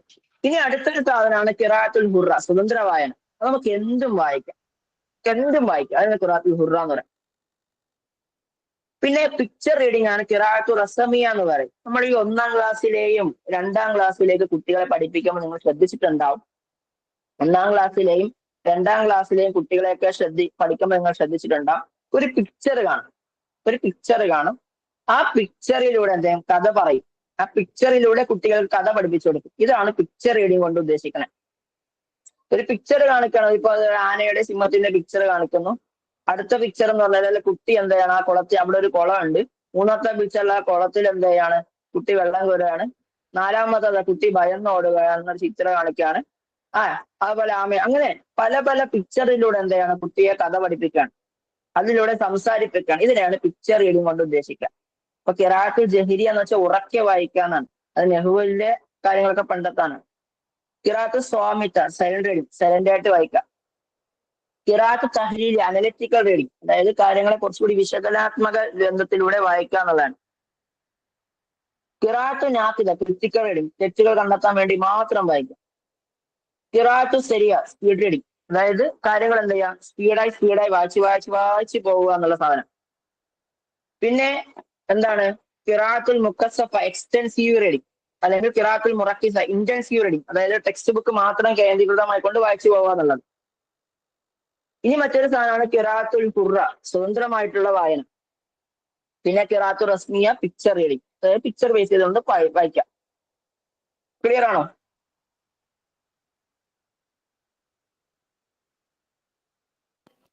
ഓക്കെ. ഇനി സാധാരണ പറഞ്ഞോളൂ. ഓക്കെ, നമുക്ക് അവസാനം ഡിസ്കസ് ചെയ്യാം. അവസാനം ഓക്കെ നമുക്ക് ഡിസ്കസ് ചെയ്യാം ഇൻഷാ അല്ലാഹ്. മഹാത്മാ ഒന്നും കൂടി ഡിസ്കസ് ചെയ്യാം, അവസാനം ഡിസ്കസ് ചെയ്യാം ഇൻഷാ അല്ലാഹ്. അടുത്തത് എറർ ട്രീറ്റ്മെന്റ് ആണ്. എറർ ട്രീറ്റ്മെന്റ് അത് കുറെ തവണ ചോദിക്കാറുണ്ട് ഒരു സാധനമാണ് എറർ ട്രീറ്റ്മെന്റ്. അത് മുആലജത്തുൽ അഖ്താ എന്ന് പറയും. അത് 4 രൂപത്തിലാണ്. ഒന്ന് അത്തഹ്രീറുൽ മുബഹസി ഔ മഫ്ഹൂമി ഔ മഅനവി, തിമാറ്റിക് എഡിറ്റിംഗ് എന്ന് പറയും. രണ്ടാമത്തത് സിൻറ്റാറ്റിക് എഡിറ്റിംഗ്, തർക്കീബ് റിലേറ്റഡ് ആയിട്ടുള്ള എഡിറ്റിംഗ്സ്. പിന്നെ തഹ്രീറുൽ ആജ്റൂമി, മോർഫോളജിക്കൽ എഡിറ്റിംഗ്സ്. 4 അത്തഹ്രീർ ഫി തഹ്ദിഅത്തി വ തർക്കീം, അതായത് spelling editing. 1 thematic editing, 2 syntactic editing, morphological editing, spelling editing. നമുക്ക് ഓരോന്നായിട്ട് നോക്കാം. ഇപ്പോ തഹ്രീർ മുബഹസി എന്ന് പറയാം, തിമാറ്റിക് എഡിറ്റിംഗ്. ഉദാഹരണത്തിന് ഒരു അധ്യാപകൻ എന്ത് ചെയ്യാണ്, ഒരു വിനോദയാത്ര നടത്തുകയാണ്. ഓക്കെ, ഈ വിനോദയാത്ര നടത്തുകയാണ്. ആ വിനോദയാത്രയുമായി ബന്ധപ്പെടുത്തിക്കൊണ്ട് ഒരു ഡയറി കുറിപ്പ് കുട്ടി എഴുതാൻ പറയാണ്. കുട്ടിയോട് അധ്യാപകൻ പറയാണ്. കുട്ടി എഴുതി കൊണ്ടുവരുന്നു. അധ്യാപകൻ ചെക്ക് ചെയ്യുന്ന സമയത്ത് അവൻ ഇല്ലാത്ത കുറെ സാധനങ്ങളെല്ലാം ചെയ്തു വെച്ചിട്ടുണ്ടാവും. ഇപ്പൊ വിനോദയാത്ര വേണ്ട ഒരു ഒരു പ്രോഗ്രാം സ്റ്റാർട്ട് ചെയ്തതാണ്. അവൻ എന്ത് ചെയ്യാണ്, പ്രിയപ്പെട്ട സാറേ, സാർ ഇത്ര മണിക്ക് വന്ന് ഇന്ന കാര്യം നടത്തി ഇത് പ്രോഗ്രാം സ്റ്റാർട്ട് ആവോ? ഇല്ല, അതിനൊരു സിസ്റ്റം ഉണ്ട്. ആ സിസ്റ്റത്തിന്റെ ബേസ് ചെയ്ത് അപ്പുറത്തേക്ക് പോകാൻ പാടില്ല. അതാണ് തഹ്രീർ മബഹസി എന്ന് പറയാം. ഇനി തഹ്രീരു തർക്കീബി, അത് സിൻറ്റാറ്റിക് എഡിറ്റിംഗ്, അത് ഗ്രാമാറ്റിക്കലി ആയിട്ടുള്ള എഡിറ്റിംഗിനാണ് നമ്മൾ തഹ്രീർ തർക്കീബി എന്ന് പറയാം. അടുത്തത് തഹ്രീർ ആജ്റൂമി, മോർഫോളജിക്കൽ എഡിറ്റിംഗ്. മോർഫോളജിക്കൽ എഡിറ്റിംഗ് എന്ന് പറയുന്നത് മോർഫോളജി റിലേറ്റഡ് ആയിട്ടുള്ള ഗ്രാമറിന്റെ തന്നെ മോർഫോളജി റിലേറ്റഡ് ആയിട്ടുള്ള കുറെ എഡിറ്റിംഗ് ഉണ്ട്.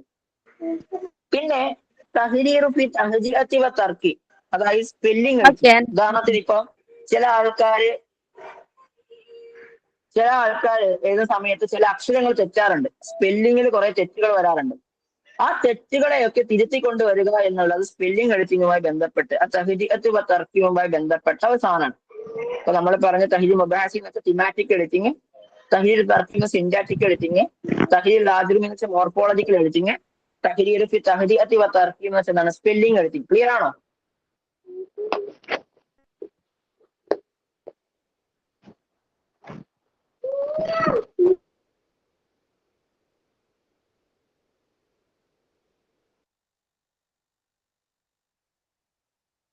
ഓക്കെ, ഇനി ഇതുമായി ബന്ധപ്പെട്ട ചില രോഗങ്ങളുണ്ട്.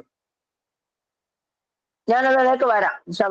നിങ്ങൾ എല്ലാ ചാറ്റിനെ കാണുമ്പോൾ ഞാൻ അതിലേക്ക് വരാം. ഇനി ഇതുമായി ബന്ധപ്പെട്ട ചില രോഗങ്ങളുണ്ട്. Aphasia, agraphia, agnosia, alexia, dyslexia, dysgraphia, dyscalculia, അങ്ങനെ തുടങ്ങി ഏകദേശം ഒരു 7ഓളം രോഗങ്ങളുണ്ട് മഹാരത്ത് താലുമായി ബന്ധപ്പെട്ടുണ്ട്. ഒരു കുട്ടിക്ക് ഒരു കുട്ടിക്ക് സംസാരിക്കാൻ കഴിവ് നഷ്ടപ്പെടുകയാണ്. ഒരു കുട്ടിക്ക് സംസാരിക്കാനുള്ള കഴിവ് നഷ്ടപ്പെടുകയാണ്. അതിന് നമ്മൾ പറയുന്ന പേരാണ് അഫാസിയ എന്ന്. ഒരു കുട്ടിക്ക് സംസാര ശേഷി നഷ്ടപ്പെടുമ്പോൾ നമ്മൾ പറയുന്ന സാധനമാണ് അഫാസിയ എന്ന്. ഇനി ഒരാൾക്ക് സ്ക്രീൻ എഴുതാനുള്ള ഷെയർ കഴിവാണ്. ചെയ്യുന്നുണ്ടോ സാർ? Screen share ചെയ്തുകൊണ്ടിരിക്കുന്നുണ്ടോ? കാണുന്നില്ല കേട്ടോ. എല്ലാവർക്കും അങ്ങനെയാണോ? കാണുന്നുണ്ടല്ലോ. Okay okay okay. അത് നിങ്ങൾ ലെഫ്റ്റ് അടിച്ചിട്ട് കയറിയാൽ മതി. അഗ്രാഫിയ എന്ന് വെച്ചാൽ ഗ്രാഫിക്കൽ ആയിട്ടുള്ള റെപ്രസെന്റേഷൻസിനാണ്.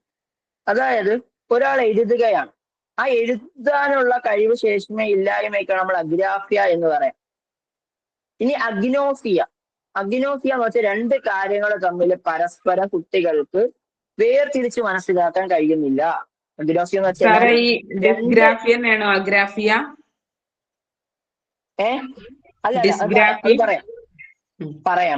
പറയാം. എഴുതാനുള്ള കഴിവ് നശിക്കുന്നതിനാണ് നമ്മൾ അഗ്രാഫിയ എന്ന് പറയാം. ഡിസ്ഗ്രാഫിയ ഡിസ്കാൽക്കുലിയൊക്കെ കുറച്ച് വ്യത്യാസമുണ്ട്, അതുപോലെയൊക്കെ വരാം. പിന്നെ അലക്സിയ എന്ന് വെച്ച് കഴിഞ്ഞാൽ വായിക്കാനുള്ള കഴിവ് ശേഷി ഇല്ലായ്മയാണ് അലക്സിയ എന്ന് പറയാം. കഴിവ് ശേഷി ഇല്ലായ്മ.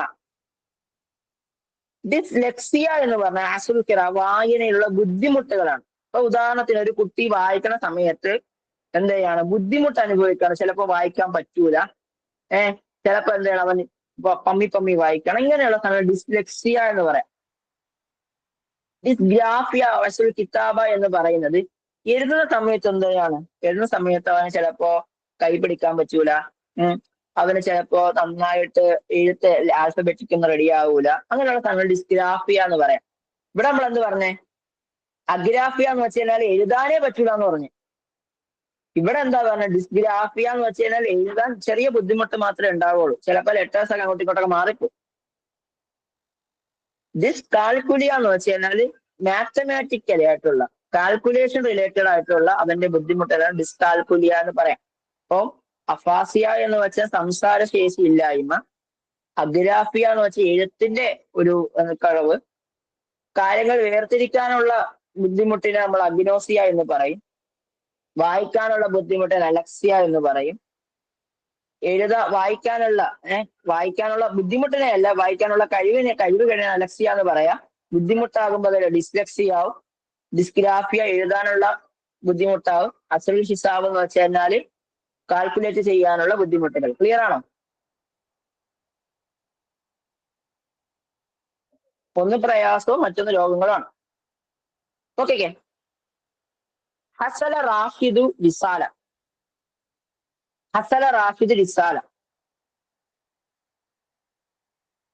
ഇത് ശരിയാണോ തെറ്റാണോ? ഹസല റാഷിദ് റിസാല എന്ന് വെച്ചാൽ നിങ്ങൾ ടൈപ്പ് ചെയ്താൽ മതി. ഹസല റാഷിദ് റിസാല എന്ന് വെച്ചാൽ ശരിയാണോ തെറ്റാണോ? തെറ്റാണ്. അത് എന്ത് തരത്തിലുള്ള തെറ്റാണ്?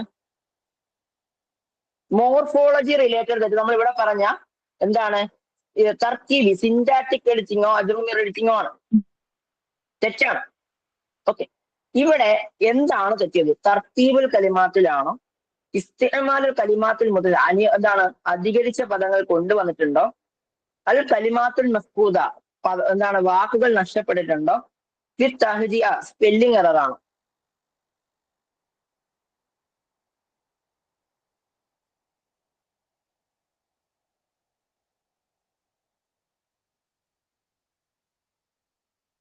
ഒന്നും കൂടി നോക്കിക്കേ. ഹസല റാഷിദ് റിസാല എന്ന് പറഞ്ഞാൽ അവിടെ ശരിയാവോ?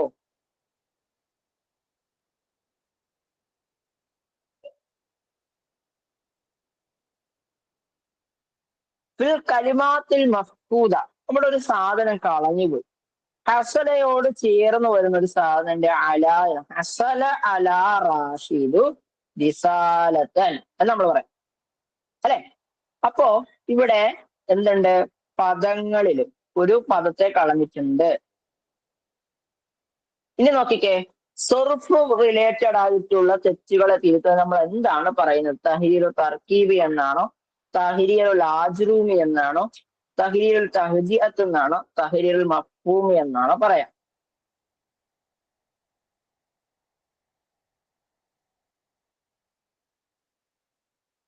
തഹ്ലീൽ ആജുറുമി അല്ലെ നമ്മൾ പറഞ്ഞല്ലേ, ഗ്രമാറ്റിക്കലി എററുകളൊക്കെ എന്താ പറയാ, ആജുറുമി എന്നാ പറയാം. അൽ മുസ്തലഹൽ മക്കാബിൽ ഫിൽ അറബിയ language and speech disorders. Language speech ഡിസോർഡേഴ്സുകളുമായി ബന്ധപ്പെടുത്തിക്കൊണ്ട് എന്താണ് നമ്മൾ അതിൻ്റെ അകത്ത് പറയാം. ഈ ആക്കാത്ത് നുസുക്കി വല്ലുവ എന്നാണോ, ഇൽത്തിറാബാത്ത് തവാസിലി വല്ലുവ എന്നാണോ, ഇൽത്തിറാബാത്ത് നുസുക്കി വല്ലുവ എന്നാണോ, സൗബാത്ത് സൗത്തി വല്ലുവ എന്നാണോ?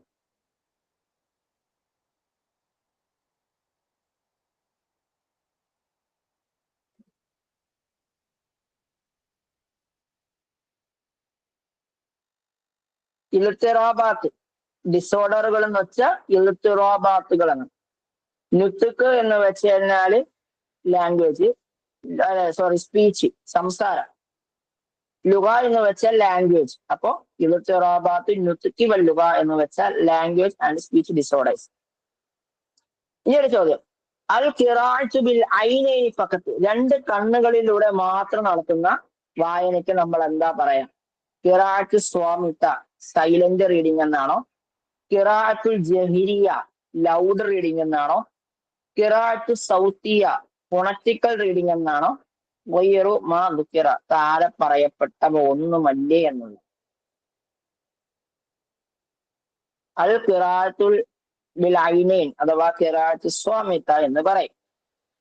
ലൈസത്ത് മിൻ മഹാറാത്തി തഹദ്ദുസ്, ഈ സ്പീക്കിങ്ങിന്റെ സ്കില്ലുകളിൽ പെടാത്തത് എന്താണ്? സൗത്തുൻ ഹാദിഉൻ ശാന്തമായ സംസ്കാരം, സൗത്തുൻ വാളിഹുൻ വ്യക്തമായ ശബ്ദം, സൗത്തുൽ ആലി ഉയർന്ന ശബ്ദം, സൗത്തുൻ ജദ്ദാബ് മനോഹരമായ ശബ്ദം. സൗത്തുൽ ആലി ഉയർന്ന ശബ്ദം എന്നുള്ളതാണ്. ഇനി അൽ വഹിദത്തുൽ അദ്നാലി തവാസുൽ, കമ്മ്യൂണിക്കേഷന്റെ ഏറ്റവും ഉയർന്ന തലം ഏതാണ്? മുഹാദസകളാണോ, ഹുറൂഫുകളാണോ, കലിമാത്തുകളാണോ, തറാക്കീബുകളാണോ? എപ്പോഴും എക്സാമിന് ചോദിക്കുന്ന ഒരു സാധനമാണ്. അതായത് കമ്മ്യൂണിക്കേറ്റ് ചെയ്യുന്ന സമയത്ത് ഏറ്റവും ബേസിക്കായി നമുക്ക് വേണ്ട സാധനമാണ് ഹർഫുകൾ. പക്ഷേ അതിന്റെ ഏറ്റവും ഹയർ ലെവൽ സാധനമാണ് മുഹാദസകൾ എന്ന് പറയും. മുഹാദസ എന്ന് വെച്ചാല് കിസ്സ കസീറ, റിവായ, മസ്രഹിയ, സിറാദാത്തിയ, അങ്ങനെ തുടങ്ങി ഒരുപാട് ഭാഷയ്ക്കുള്ള ഒരുപാട് ഇനങ്ങളുണ്ടല്ലോ, നിങ്ങൾക്ക് അറിയാവുന്ന. അതിനെയാണ് ഷെയർ, മസ്രഹിയ, അതൊക്കെ നമ്മൾ പഠിപ്പിക്കാനുണ്ടല്ലോ, കുട്ടികളെ പഠിപ്പിക്കുന്നുണ്ടല്ലോ. അതിനെയാണ് നമ്മൾ മുഹാദസാത്തിന്റെ ഏറ്റവും എന്ത് പറയാ, മുഹാദസാത്തുകൾ എന്ന് പറയാം. അതാണ് ഭാഷയിലുള്ള ഏറ്റവും ഹയറാർക്കി ലെവൽ. ഇനി മറ്റൊരു വളരെ പ്രധാനപ്പെട്ട ഒരു സാധനമാണ്, ഇതിലേക്ക് ഞാൻ വരാം. ഈ ഒരു സംഭവം 2024 എക്സാമിനേഷൻ വരേക്കും വളരെ ഇമ്പോർട്ടന്റ് അല്ലായിരുന്നു ഈ മഹാറാത്തു തവാസുലിയ എന്ന വിഷയം. ജസ്റ്റ് എന്താണ് തവാസുലിയ എന്ന് വെച്ചാൽ പഠിപ്പിച്ചില്ലെങ്കിലും കുഴപ്പമില്ലാതിരുന്ന ഒരു പ്രശ്നമായിരുന്നു ഈ പറയുന്ന മഹാറാത്തു തവാസുലിയ. പക്ഷെ കഴിഞ്ഞ എക്സാമിന് ഏറ്റവും കൂടുതൽ ചോദ്യം, ഒരു 4 ചോദ്യമാണ് ഇതുമായി ബന്ധപ്പെട്ടുകൊണ്ട് കേട്ടറ്റ് 3ക്കും 4ഉം കൂടി ചേർത്ത് വന്നത്. അപ്പൊ അത്രയേറെ ഇമ്പോർട്ടന്റ് ആയിട്ടുള്ള ഒരു ഏരിയയാണ് മഹാറാത്തു തവാസുലിയ. കമ്മ്യൂണിക്കേഷൻ സ്കില്ല് എന്ന് പറയാം. എന്താണ് മഹാറാത്തു തവാസുലിയ അതോ കമ്മ്യൂണിക്കേഷൻ സ്കില്ലുകൾ എന്നാൽ എന്ത്? അപ്പൊ എന്താണ് കമ്മ്യൂണിക്കേഷൻ എന്ന്, എന്താണ് സ്ഥലങ്ങളൊക്കെ നിങ്ങൾ മനസ്സിലാക്കണം.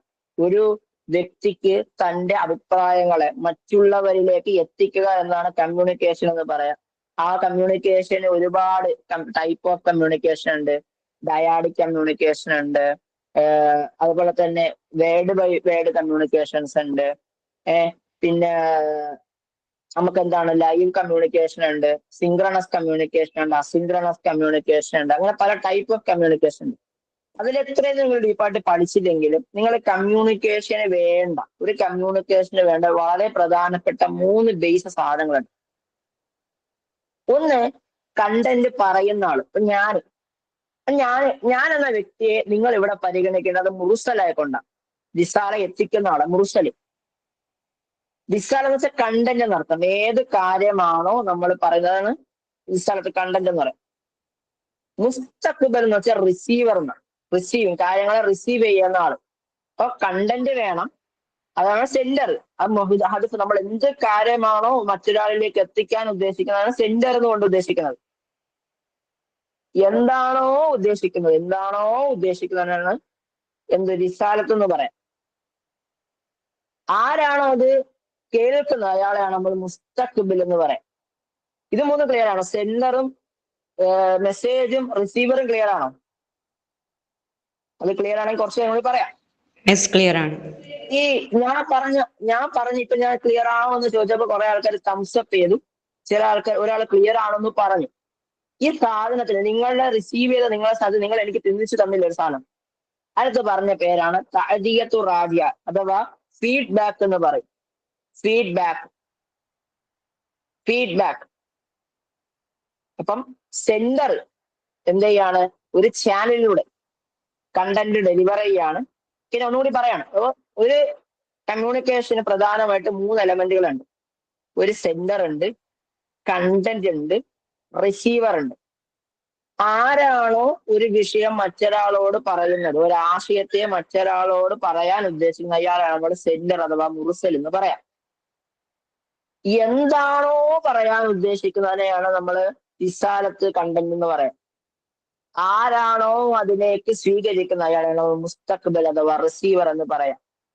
ആ റിസീവർ കൊടുത്തിട്ടുള്ള ഫീഡ്ബാക്കിനെയാണ്, അഥവാ ഞാന് എന്താണ്, നിങ്ങള് ക്ലാസ് മനസ്സിലായോ? പെഡഗോജി ക്ലാസ് ഭയങ്കര ബോറായിരുന്നു നിങ്ങൾ പറയും.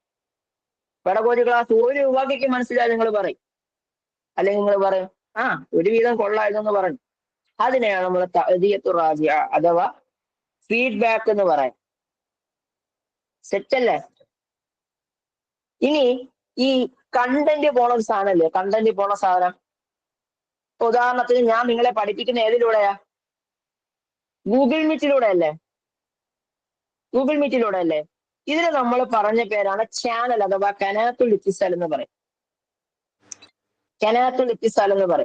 ചാനൽ എന്ന് പറയും. ഓക്കെ, ക്ലിയർ അല്ലേ?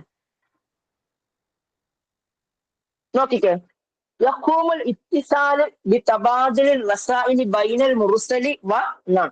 നോക്കിക്കേ, യഖൂമു നിലനിൽക്കുന്നു, അൽ ഇത്തിസാൽ കമ്മ്യൂണിക്കേഷൻ, ബിതബാദുലിർ റസാഇൽ പരസ്പരം റസാലകൾ കൈമാറ്റം ചെയ്യുന്നതിലൂടെ, ബൈനൽ മുർസലി സെൻഡറിനും, വ റിസാല കണ്ടന്റ്, വൽ ഹദഫ് ലക്ഷ്യം, വൽ മുസ്തഖ്ബിൽ റിസീവർ, അൽ വസീലത്ത് എന്താണ്? മീഡിയ.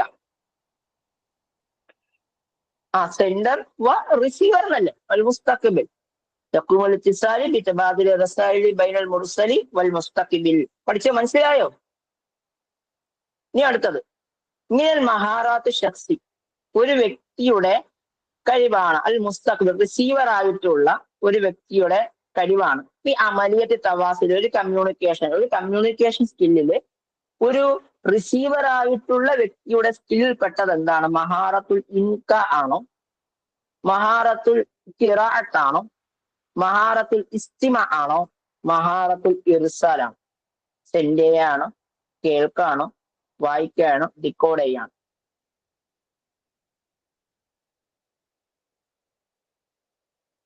കേൾക്കാന്നുള്ളതാണ്. കേൾക്കാം.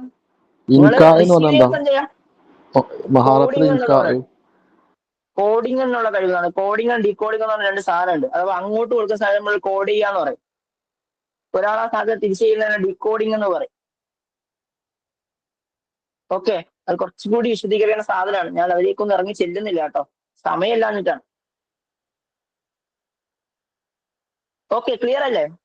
ഇത്രയൊന്നും അല്ല, കുറെ വലിയൊരു ഭാഗമാണ് ഈ പറയുന്ന ഈ മഹാറാത്തുൽ ലുഗവിയ്യ എന്ന് വെച്ച് കഴിഞ്ഞാല്. പറയാൻ സമയമില്ലാത്തത് കൊണ്ടാണ് വളരെ ഷോർട്ടായി കൊണ്ട് പറഞ്ഞത്. ക്ലിയർ ആണ് എന്ന് വിചാരിക്കാണ്. ഇനി അടുത്തൊരു ഭാഗമാണ് നദരിയാത്ത് ഫി മജാലി തഅലീം. ഈ ഭാഷാ തിയറികൾ, ഭാഷയുമായി ബന്ധപ്പെട്ട കുറെ തിയറികൾ വന്നിട്ടുണ്ട്. ഇപ്പൊ ബിഹേവിയർസ് നമുക്ക് നോക്കാം. നദരിയത്ത് സുലൂക്കിയ ബിഹേവിയറിസം, നദരിയത്തുൽ മഅറഫിയ കൊഗ്നിറ്റിവിസം, നദരിയത്തുൽ ബന്നായിയ കൺസ്ട്രക്റ്റിവിസം, നദരിയത്തു ജസ്റ്റാൾട്ട് ഔ മജാലിയ ജസ്റ്റാൾട്ട് സൈക്കോളജി, പോക്കെയും കൊഹ്ലറും ബെർത്തിമേറൊക്കെ കൊണ്ടുവന്ന സംഭവം. പിന്നെ നദരിയത്തുൽ ബന്നായിയത്തുൽ ഇജ്തിമായ സോഷ്യൽ കൺസ്ട്രക്റ്റിവിസം. ഓക്കെ, നമുക്ക് ഓരോന്നും പറയാം. ബിഹേവിയറിസം, നദരിയത്ത് സുലൂക്ക് എന്ന് വെച്ചാൽ ബിഹേവിയറിസ് റിലേറ്റഡ് ആണ്. അതായത് ഒരു കുട്ടിയുടെ സ്വഭാവത്തെ കുറിച്ച് പഠിക്കേണ്ടത്, അല്ല, ഒരു കുട്ടിയെ കുറിച്ച് പഠിക്കേണ്ട അവന്റെ സ്വഭാവത്തിലൂടെയാണെന്നും അത് മൃഗങ്ങളുടെ സ്വഭാവത്തെ കുറിച്ച് പഠിച്ചുകൊണ്ടാണ് മനുഷ്യന്റെ സ്വഭാവത്തെ കണക്കാക്കിയിരുന്നത്. ഇതിനെയാണ് സുലൂക്കിയ എന്ന് പറയാം. മഅറഫിയ എന്ന് പറയുമ്പം അങ്ങനെ മനുഷ്യന്മാർ എന്ത് ചെയ്യാൻ പറ്റൂല, അവനെ മൃഗങ്ങൾക്ക് തുല്യമായി കണക്കാക്കാൻ പറ്റൂല. മറിച്ച് അവന്റെ ബുദ്ധിയുണ്ട്, ആ ബുദ്ധിയെ കുറിച്ച് മനസ്സിലാക്കിക്കൊണ്ട് എന്ത് ചെയ്യണം, പ്രാധാന്യം കൊടുക്കണം എന്ന് പഠിച്ച സാധനമാണ് നദരിയത്തുൽ മഅറഫിയ, കൊഗ്നിറ്റിവിസം എന്നാൽ. നദരിയത്തുൽ ബന്നായ കൺസ്ട്രക്റ്റീവ്സ് എന്ന് വെച്ചാൽ കുട്ടി സ്വയം നോളജ് നിർമ്മിച്ചു പഠിക്കേണ്ടതാണ് എന്ന് വാദിച്ചവരാണ്. നദരിയത്തുൽ ബന്നായത്തുൽ ഇജ്തിമാ എന്ന് വെച്ചാൽ കുട്ടി സ്വയം അറിവ് നിർമ്മിച്ചാൽ മാത്രം പോരാ, കൂടെ ആരും വേണം, സോഷ്യൽ ആയിട്ടുള്ള കുറച്ച് ഇന്റർഫിയറൻസ് കൂടി വേണം എന്ന് വാദിച്ചിട്ടുള്ളതാണ് നദരിയത്തുൽ ബന്നായത്തുൽ ഇജ്തിമായ എന്ന് വെച്ചാൽ. ക്ലിയർ ആണോ? ജസ്റ്റ് ക്ലിയർ ആണോ? എന്താ സാധനം എന്നൊക്കെ മനസ്സിലായോ? Behaviourism, cognitivism, constructivism, social constructivism. അപ്പൊ നമ്മൾ ആദ്യമായിട്ട് നോക്കുന്നത് നദരിയത്തു തഅല്ലുമു സുലൂക്കിയ, ബിഹേവിയറിസം എന്നുള്ള വിഷയമാണ്. ഈ ബിഹേവിയറിസം സ്റ്റാർട്ട് ചെയ്യുന്നത് അമേരിക്കയിൽ ജോൺ ബി വാട്സൺ അഥവാ ജോൺ റോഡ്സ് വാട്സൺ എന്നറിയപ്പെടുന്ന വ്യക്തി 1913 എന്ത് ചെയ്യാണ്, ഒരു മാഗസീനിൽ ഒരു സംഭവം പബ്ലിഷ് ചെയ്യാം. ആ പബ്ലിഷ് ചെയ്യുന്നതിലൂടെയാണ് എന്ത് ചെയ്യുന്നത്, ബിഹേവിയറിസം എന്ന ഒരു സ്കൂളിന് തുടക്കം കുറിക്കുന്നത്. എന്താണ്, the philosophy in behaviourist university എന്നോ അങ്ങനെ എന്തോ ആണ് അതിന്റെ ആ ഒരു മക്കാലയുടെ പേര്. എനിവേ 1913 ജോൺ ബി വാട്സൺ ആണ് നിങ്ങൾ ബിഹേവിയറിസം എന്ന തിയറി സ്റ്റാർട്ട് ചെയ്യുന്നത്. 13 ഓക്കെ, 12 ഓക്കെ, 12 ജസ്റ്റ് ഇയർ മാറിയിട്ടുണ്ടോ? ഓക്കെ. അപ്പോ അതായത് ഇവിടെ കുട്ടികൾ കുട്ടിയുടെ ഒരു ബുദ്ധിയെ പരിഗണിക്കുന്നതാണ് ഒരു ഒഴിഞ്ഞ പാത്രം പോലെയാണ്. സ്കിന്നറാണ് അങ്ങനെ പറഞ്ഞത് കേട്ടോ. സ്കിന്നർ പറയാണ് കുട്ടിയുടെ ബുദ്ധി എന്ന് പറയുന്നത് ഒഴിഞ്ഞ പാത്രമാണ്, അതിൻ്റെ അകത്ത് ഒന്നുമില്ല, പൊട്ടത്തരാണ്. എന്ത് ചെയ്യാണ്, അങ്ങോട്ട് നമ്മൾ കുറെ നോളജ് ഇൻപുട്ട് ചെയ്യാണ്, ആ സാധനത്തെ എന്ത് ചെയ്യാണ്, കുട്ടി കുറെ ഇങ്ങനെ കേട്ട് പഠിച്ചെടുക്കുകയാണ്. ഇതാണ് ബിഹേവിയറിസം അഥവാ ടീച്ചിങ് സെന്റേഡ് ആയിട്ടുള്ള ഒരു ലേഖനമാണ്, ടീച്ചിങ് സെന്റേഡ് ആയിട്ടുള്ള ഒരു തിയറിയാണ്. ഇവിടെ പഠനം എങ്ങനെയാണ് സാധ്യമാകുന്നതെന്ന് വെച്ച് കഴിഞ്ഞാല്, ഇപ്പൊ ഉദാഹരണത്തിന് ഞാന് കുട്ടികളോട് പറയാറുണ്ട്, ഞാൻ പഠിക്കുക എന്ന് പറഞ്ഞു കഴിഞ്ഞാൽ, ഞാൻ പഠിക്കട എന്ന് പറഞ്ഞു കഴിഞ്ഞാൽ അന്ന് ഒരു 10 ചോദ്യങ്ങൾ ആക്ടിവിറ്റി ഗ്രൂപ്പിൽ ചോദിക്കും. ഞാൻ ഒരു ദിവസം മിണ്ടാതിരുന്നു കഴിഞ്ഞാലോ, അവിടെ ആക്ടിവിറ്റി ചോദ്യത്തിന്റെ അകത്ത് ചോദ്യമില്ല, ലിസ്റ്റ് ഇല്ല, ക്വസ്റ്റ്യൻ ഇല്ല, ഒന്നുമില്ല. ഇല്ലേ? അനുഭവിച്ചിട്ടില്ലേ? അപ്പൊ ഇതാണെന്ത്, നിങ്ങളെ പഠിപ്പിക്കുന്ന ബിഹേവിയറിസ്റ്റുകളാണ്, ഞാൻ അതൊക്കെ പറയുന്നുണ്ട്. അപ്പൊ എന്താണ്, ഇന്നഹു തഗയ്യിറു ഫി സുലൂക്കിൽ ഫർദ്, ഒരു വ്യക്തിയുടെ സ്വഭാവത്തെ ചേഞ്ച് ചെയ്യലാണ്. സ്റ്റിമുലസ് റെസ്പോൺസ് കണക്ഷനിലൂടെ. അതായത് സ്റ്റിമുലസ് എന്ന് വെച്ച് കഴിഞ്ഞാല് പുഷയൂലെ പഠിക്കുന്ന പുഷയൂലെ, അതിനെയാണ് നമ്മളന്ന് സ്റ്റിമുലസ് എന്ന് പറയാം. അപ്പൊ നിങ്ങൾ പഠിക്കൂലേ, അതിനാണ് റെസ്പോൺസ് എന്ന് പറയാം. അപ്പൊ ഇങ്ങനെയാണ് പഠനം നടക്കാൻ ഉദ്ദേശിച്ചത്. അങ്ങോട്ടൊരു തള്ള്, ഇങ്ങോട്ടൊരു റെസ്പോൺസ്, ഇതാണ് സ്റ്റിമുലസ്. വെറുതെ പറഞ്ഞുകൊണ്ടിരുന്നതിന് നിങ്ങൾക്ക് നടക്കുമോ? നിങ്ങൾ പഠിക്കുമോ? ഞാൻ ചുമ്മാ നിങ്ങളെ വന്നിട്ട് ചീത്ത വിളിച്ചാൽ നിങ്ങൾ പഠിക്കുമോ? ഇല്ല.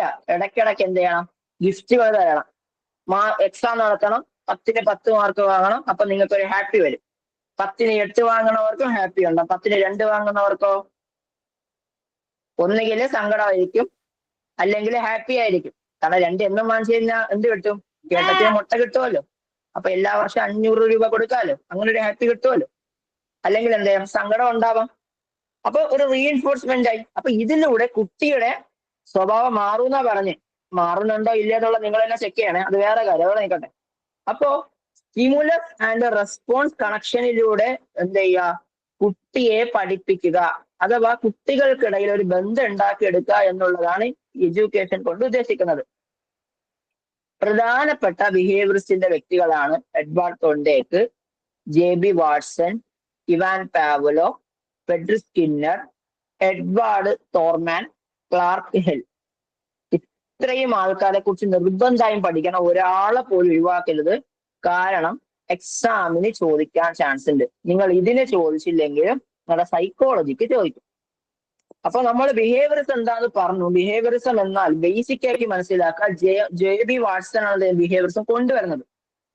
അപ്പൊ 1912 ജെ ബി വാട്സൺ കൊണ്ടുവന്നതെന്നൊക്കെ നമ്മൾ പറഞ്ഞു. അതിന്റെ അകത്ത് എന്ന് വെച്ചാൽ കുട്ടി എന്ത് ചെയ്യുക, സ്റ്റിമുലസ് കൊടുത്തുകൊണ്ട് അവന്റെ റെസ്പോൺസിനെ രൂപീകരിക്കുക എന്നുള്ളതാണ് ബിഹേവിയറിസം എന്ന് നമ്മൾ പറഞ്ഞു. അപ്പൊ അതിന്റെ അകത്ത് നമുക്ക് എന്ത് ചെയ്യാം, റീഇൻഫോഴ്സ്മെന്റ് കാര്യങ്ങളൊക്കെ നടത്താം എന്നൊക്കെ നമ്മൾ പറഞ്ഞു. ഇനി അതിൽപ്പെട്ട തൊണ്ടേക്കിന് കുറച്ച് തിയറികളുണ്ട്.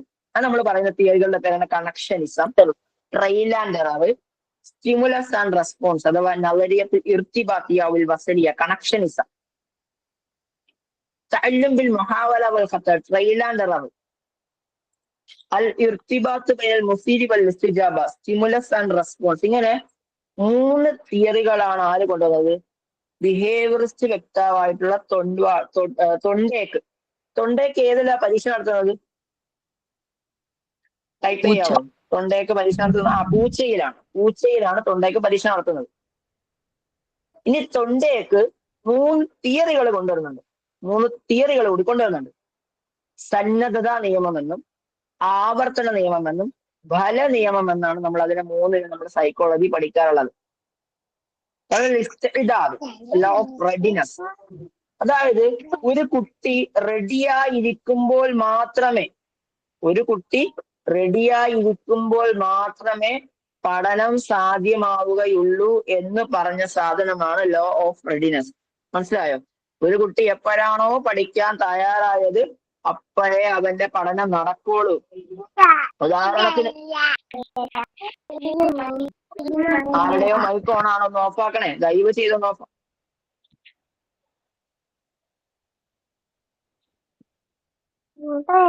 ഷഹാന എന്ന് പറയുന്ന ആളുടെ മൈക്ക് ഓൺ ആണോ ഒന്ന് ഓഫാക്കണേ. പിന്നെ അത് രണ്ടാമത്തെ സംഭവം എന്ന് വെച്ചാൽ കാലത്ത് തദ്രീബ് നമ്മൾ ആവർത്തിച്ച് പഠിക്കുമ്പോൾ മാത്രമാണ്. നമ്മൾ ആവർത്തിച്ച് പഠിക്കുമ്പോൾ എന്ത് ചെയ്യും, നമ്മളേല് കുറെ കാര്യങ്ങൾ ഓർമ്മ നിൽക്കുന്നതാണ്. ആവർത്തിച്ച് പഠിക്കുമ്പോഴാണ് നമ്മൾക്ക് എന്ത് ചെയ്യുക, ഓർമ്മ നിൽക്കുക എന്ന് പറഞ്ഞതാണ് ആവർത്തന നിയമം. ഇനി ഫല നിയമം, അതാണ് ലാഫ്തരി വന്നത്തീജ എന്നൊക്കെ പറയാം. ഉദാഹരണത്തിന്, നമ്മളിപ്പോ ഒരു കാര്യം പഠിപ്പിച്ചു, എക്സാം ഇട്ടു, നിങ്ങൾ 10ൽ 10 മാർക്ക് വാങ്ങി. 10ൽ 10 മാർക്ക് വാങ്ങി. നിങ്ങൾ അടുത്ത എക്സാം അറ്റൻഡ് ചെയ്യാതിരിക്കോ? അറ്റൻഡ് ചെയ്യാതിരിക്കോ? അറ്റൻഡ് ചെയ്യും. ടൈപ്പ് ചെയ്യാം, അറ്റൻഡ് ചെയ്യും.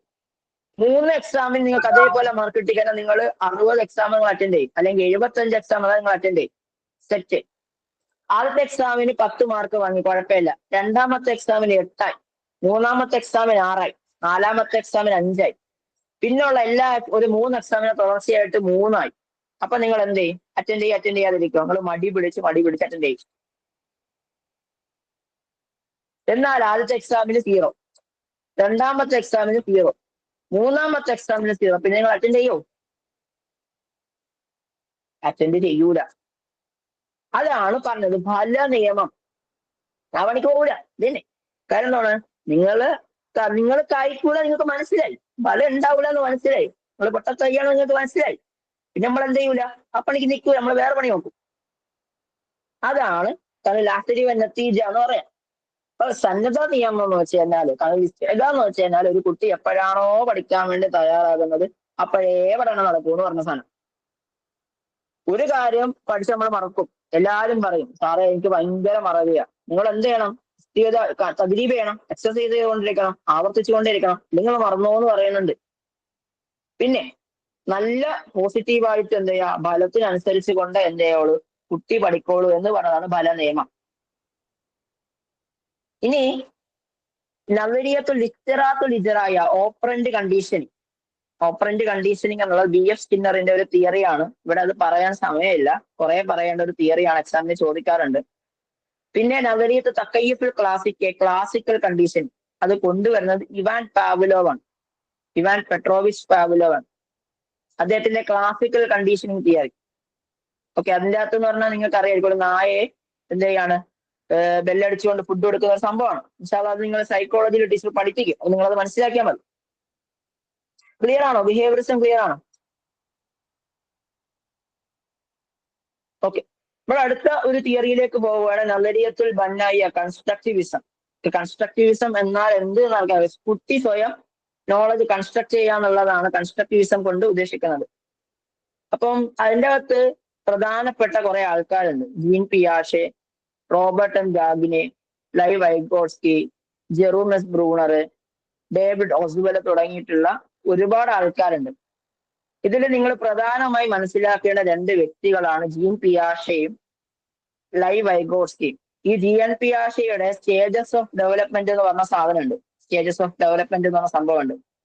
അത് നിങ്ങൾ നിർബന്ധമായിട്ട് എന്ത് ചെയ്യുക, നോക്കിപ്പോവുക. എക്സാമിന് ചോദിച്ചിട്ടുണ്ട്. സ്റ്റേജസ് ഓഫ് ഡെവലപ്മെന്റ് ആണ്.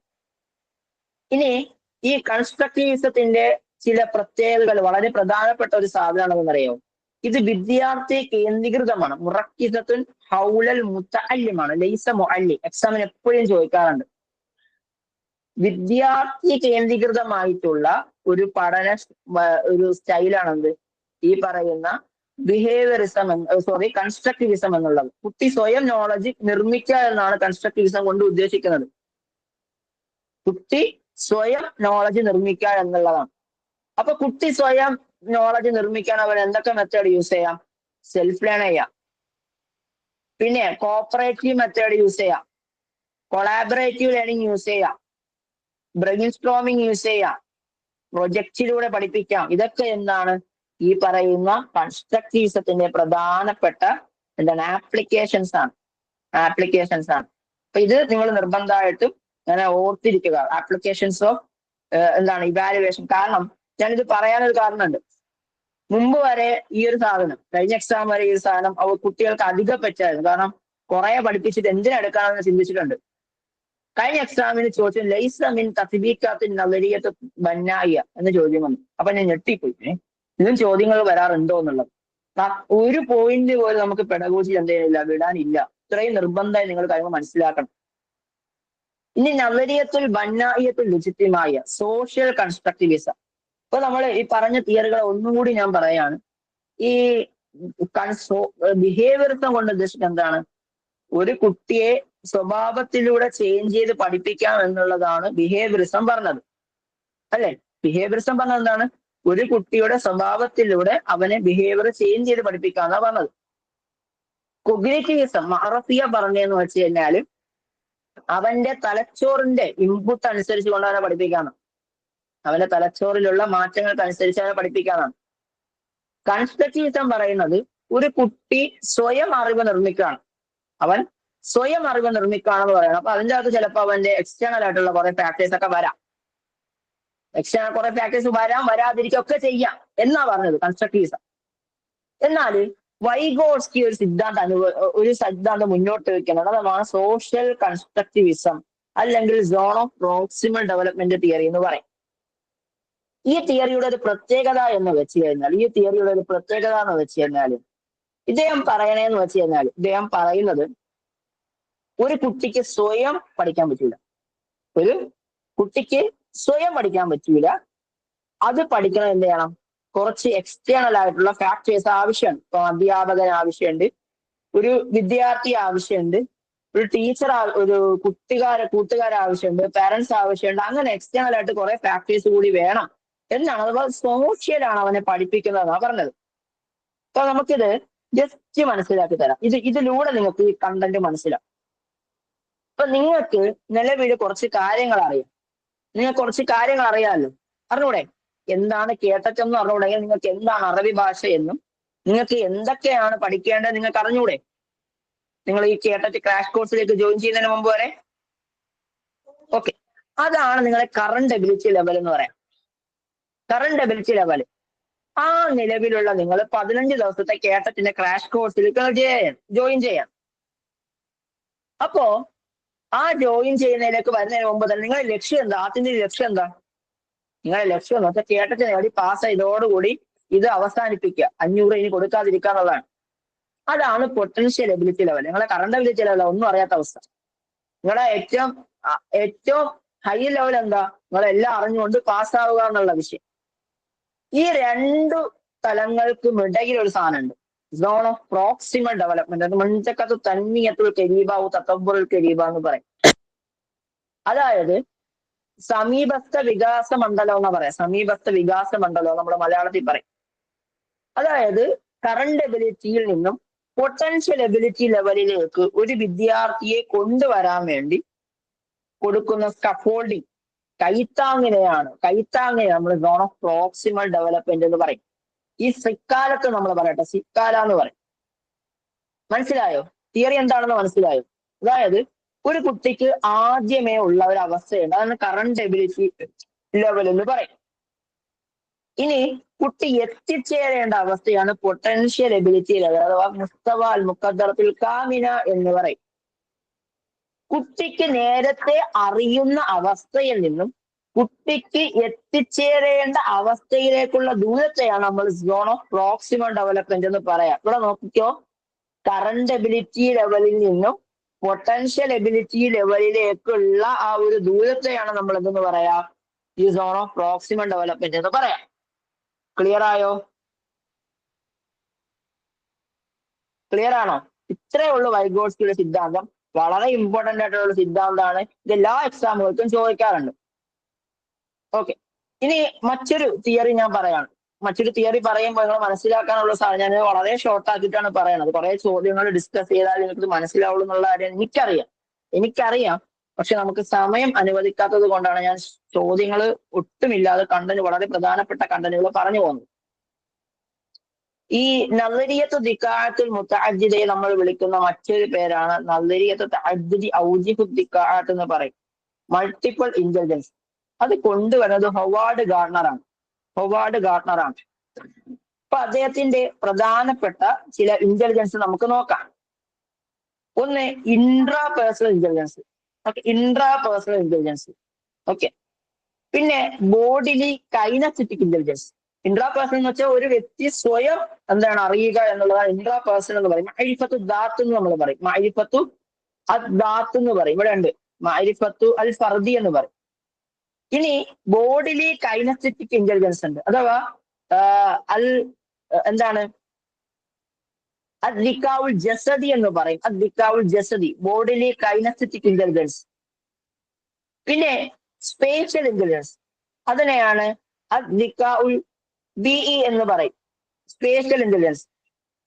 പിന്നെ നാച്ചുറലിസ്റ്റിക് ഇന്റലിജൻസ്. നാച്ചുറൽ ഇന്റലിജൻസിന് നമ്മൾ പറയുന്ന പേരാണ് അദ്ദിക്കാഉ തൊബിഇ എന്ന് പറയും. അദ്ദിക്കാഉ തൊബിഇ ഔ ദിക്കാഉൽ ബിഇ എന്ന് പറയും. അദ്ദിക്കാഉൽ ബിഇ എന്ന് നമ്മൾ പറയും. ഇനി ലോജിക്കോ മാത്തമാറ്റിക്കൽ, നമ്മൾ ഈ കണക്ക് കൂട്ടാനൊക്കെ പഠിപ്പിക്കൂലേ, അതിനെയാണ് അദ്ദിക്കാഉൽ മിൻതിഖി ഔ റിയാദി എന്ന് പറയാം. ഓക്കെ, ലോജിക്കോ മാത്തമാറ്റിക്കൽസ് എന്ന് പറയും. പിന്നെ ലിംഗ്വിസ്റ്റിക്സിനെയാണ് നമ്മൾ പറയുന്നത് അദ്ദിക്കാഉൽ ലുഗവി എന്ന് പറയും. അദ്ദിക്കാഉൽ ലുഗവി എന്താണ്? ആശയ സംവേദനത്തിനുള്ള ഒരു ദിക്കാണ്. മ്യൂസിക്കൽ ഇന്റലിജൻസ് അഥവാ ദിക്കാഉൽ മ്യൂസിക് എന്ന് പറയും. ഇനി ഇന്റർ പേഴ്സണൽ ഇന്റലിജൻസ് അഥവാ ഒരു വ്യക്തി മറ്റൊരു വ്യക്തിയുമായിട്ട് കമ്മ്യൂണിക്കേറ്റ് ചെയ്യുക എന്നുള്ളതാണ്. എക്സ്റ്റൻഷ്യലിസ്റ്റ് അഥവാ ദൈവിക സങ്കല്പമൊക്കെയാണ്. ഇനി ഓരോന്നും ഞാൻ പറഞ്ഞുതരാം. ഇൻട്രാ പേഴ്സണൽ ഇന്റലിജൻസ് അഥവാ മാരിഫത്തു എന്താണ്? ദാത്ത് എന്ന് പറയും. ഇപ്പൊ നമുക്ക് നമ്മളെ കുറിച്ചിട്ടുള്ള ഒരു അറിവിനെയാണ് നമ്മൾ എന്ന് പറയും ഇൻട്രാ പേഴ്സണൽ ഇന്റലിജൻസ് എന്ന് പറയാം. ഓക്കെ, ഒരു കുട്ടിക്ക് സ്വന്തത്തെ കുറിച്ചിട്ടുള്ള ഒരു അറിവിനെയാണ് ഇൻട്രാ പേഴ്സണൽ ഇന്റലിജൻസ് എന്ന് പറയാം. ക്ലിയർ ആണോ?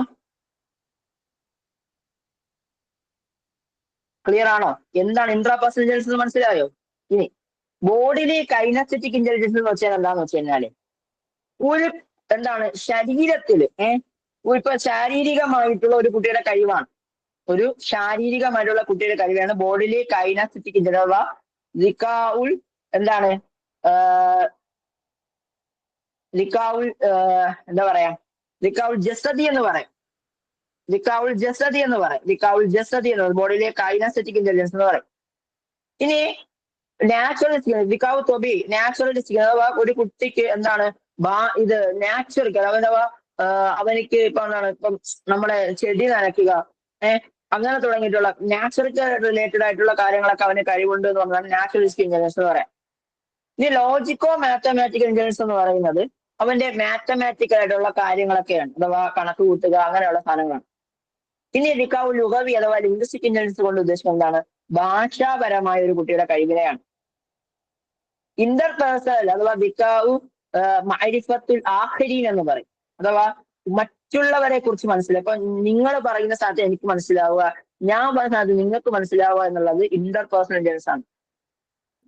പിന്നെ മ്യൂസിക്കൽ ഇന്റലിജൻസ് അഥവാ മ്യൂസിക്കൽ റിലേറ്റഡ് അതായത് മ്യൂസിക് അഥവാ പാട്ട് പാടുക, കവിത എഴുതുക എന്നുള്ളതൊക്കെ. എക്സ്റ്റൻഷ്യൽ ഇന്റലിജൻസ് എന്ന് വെച്ചാൽ ദൈവിക സങ്കല്പങ്ങളാണ്. ഓക്കെ, നിങ്ങൾ മനസ്സിലാക്കേണ്ടത്, ഇത് മനസ്സിലാക്കേണ്ട ഒരു കാര്യമുണ്ട്. ഞാൻ ഇത് ആദ്യമേ പറഞ്ഞത്, ഈ എല്ലാവർക്കും ഒരേ കഴിവാണോ ഉള്ളത്? നിങ്ങൾ പറ, എല്ലാവർക്കും ഒരു കഴിവാണോ ഉള്ളത്? ആണോ? അല്ല, പലർക്കും പല കഴിവുകളായിരുന്നു ഉണ്ടായിരുന്നത്. അപ്പൊ പണ്ട് കാലങ്ങളിൽ ബുദ്ധിയെ സൂചിപ്പിക്കുന്ന ഒരൊറ്റ മുഅശ്ശറാത്തുകളെ ഉണ്ടായിരുന്നുള്ളൂ, ഒറ്റ ഇൻഡിക്കേറ്റേഴ്സ് ഉണ്ടായിരുന്നുള്ളൂ. നന്നായി പഠിക്കുന്ന കുട്ടിക്ക് ഒരു ബുദ്ധി ഉണ്ടെന്നുള്ള കഴിവുണ്ടായിരുന്നു, ഒരു തെറ്റിദ്ധാരണ ഉണ്ടായിരുന്നു. ആ തെറ്റിദ്ധാരണ തെറ്റാണെന്ന് പറഞ്ഞ വ്യക്തിയാണ് ഹൊവാർഡ് ഗാർണർ. അദ്ദേഹം പറയാണ്, ഒരു കുട്ടിയെ സംബന്ധിച്ചിടത്തോളം ഒന്നോ രണ്ടോ കഴിവുകളെ വെച്ച് അവനെ വിലയിരുത്താൻ പറ്റൂല. ഒരു വ്യക്തി എന്ന് പറയുന്നത് വ്യത്യസ്തമായ ഒരുപാട് കഴിവുകളുള്ള വ്യക്തിയാണ്. ഒരുപാട് കഴിവുകൾ അവനിൽ അടിഞ്ഞുകൂടുന്നുണ്ട്. അതെല്ലാം പരിഗണിച്ച് വേണം ഒരു വ്യക്തിയെ നമ്മൾ മനസ്സിലാക്കാൻ. ഇതാണ് ദിക്കാഅത്തുൽ മുതഅദ്ദിദ, മൾട്ടിപ്പിൾ ഇന്റലിജൻസ് എന്ന് പറയാം. സെറ്റായോ? സെറ്റായോ? ഓക്കെ. ഇനി അടുത്തത് ഇഖ്തറ മാല യസിഹു ദിക്കാഅത്തുൽ മുതഅദ്ദിദ, മൾട്ടിപ്പിൾ ഇന്റലിജൻസുമായി ബന്ധപ്പെടാത്ത സ്റ്റേറ്റ്മെന്റ് തിരഞ്ഞെടുക്കുക. അത് ദിക്കാഅത്തു അൻവാഉൻ മുതഅദ്ദിദ, ഒരുപാട് എലമെന്റുകൾ ഉണ്ട്. ഖുദ്റത്തു നഫ്സിയ, ബയോളജിയ കാമിന, ഒരു പൂർണ്ണമായിട്ടുള്ള ബയോളജിക്കൽ ആയിട്ടുള്ള ഒരു കഴിവാണ്.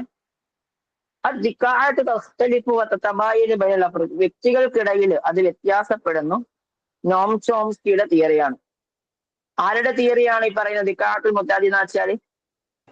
Howard Gardner. അത് ഹൊവാർഡ് ഗാർണറുടെയാണ്. നോക്കിക്കോ. അശ്ശഖ്സുല്ലദി യത്തസിഫു ബിതഫ്സീറിൽ മൻതഖി വത്തആമുലി മഅൽ അർകാം. ഇങ്ങനെയൊക്കെയാണ് കേട്ടോ ചോദ്യം വരാം. അതായത് ലോജിക്കൽ ആയിട്ടുള്ള ചിന്തയും, തഫ്സീറുൽ മൻതഖി എന്ന് വെച്ചാൽ ലോജിക്കൽ തിങ്കിങ്ങും, വത്തആമുലി മഅൽ അർകാം, ന്യൂമറിക്കൽ ആയിട്ടുള്ള പരിഗണനയും നമ്മൾ എന്താ പറയാ? ദിക്കാഉ ലുഗവി, ലിംഗ്വിസ്റ്റിക് ഇന്റലിജൻസ് എന്നാണോ? ദിക്കാഉ മ്യൂസിക്കൽ ഇന്റലിജൻസ് എന്നാണോ? ദിക്കാഉ റിയാലി, മാത്തമാറ്റിക്കൽ ഇന്റലിജൻസ് എന്നാണോ? ദിക്കാഉ ജിസ്മി അൽ ഹർക്കി, എന്താണ് ബോഡിലി കൈനസ്തെറ്റിക് ഇന്റലിജൻസ് എന്നാണോ? ഏതാണ് പറയാ? ദിക്കാഉ റിയാലി അല്ലെ, മാത്തമാറ്റിക്കൽ ഇന്റലിജൻസ് എന്നാണ്. ഇതുപോലെയാണ് കേട്ടോ എക്സാമിന് ചോദിക്കാം. ഇതുപോലെയൊക്കെയാണ് എക്സാമിന് ചോദിക്കാം. ഇതൊരു ചോദ്യം നോക്കിക്കേ. ഫസ്ലുൻ ഷാമിൽ. ഫസ്ലുൻ ഷാമിൽ എന്ന് വെച്ചാൽ എന്താന്ന് നമുക്ക് പറയാം. ഹുവല്ലദി, അതിൻ്റെ അകത്തുള്ളത്, അതായത് പൂർണ്ണമായ ഒരു ക്ലാസ് റൂം എന്നുള്ളത്. യദ്റസു ഫീഹിൽ മുസ്തഖിഖൂന ബിൽ ഇഅ്തിബാർ അൽ ഖാസി മഅ തുല്ലാബിൽ ആദിയ, അതായത് പ്രത്യേക പരിഗണന ആവശ്യമുള്ള കുട്ടികളോടൊപ്പം തന്നെ സാധാരണ കുട്ടികളും പഠിക്കുന്നുണ്ട്. യദ്റസു ഫീഹി തുല്ലാബ് മിനൽ ബുൽദാൻ മുഖ്തലിഫ, വ്യത്യസ്ത നാടുകളിലുള്ള കുട്ടികളാണ് അവിടെ പഠിക്കുന്നത്. യദ്റസു ഫീഹി തുല്ലാബ് മിനൽ അദിയാനിൽ മുഖ്തലിഫ, വ്യത്യസ്തമായ മതത്തിലുള്ള വ്യക്തികളാണ് അവിടെ പഠിക്കുന്നത്. അവിടെ ആൺകുട്ടികളും പെൺകുട്ടികളും ഒരുമിച്ചാണ് പഠിക്കുന്നത്. അപ്പൊ എന്താണ് ഇൻക്ലൂസീവ് എഡ്യൂക്കേഷൻ? ഫസ്ലുൻ ഷാമിൽ കൊണ്ട് ഇൻക്ലൂസീവ് എഡ്യൂക്കേഷൻ. ഓക്കെ, അപ്പൊ ഫസ്ലുൻ ഷാമിൽ അതിന്റെ മറ്റൊരു പേരാണ്, അത് പറയാം.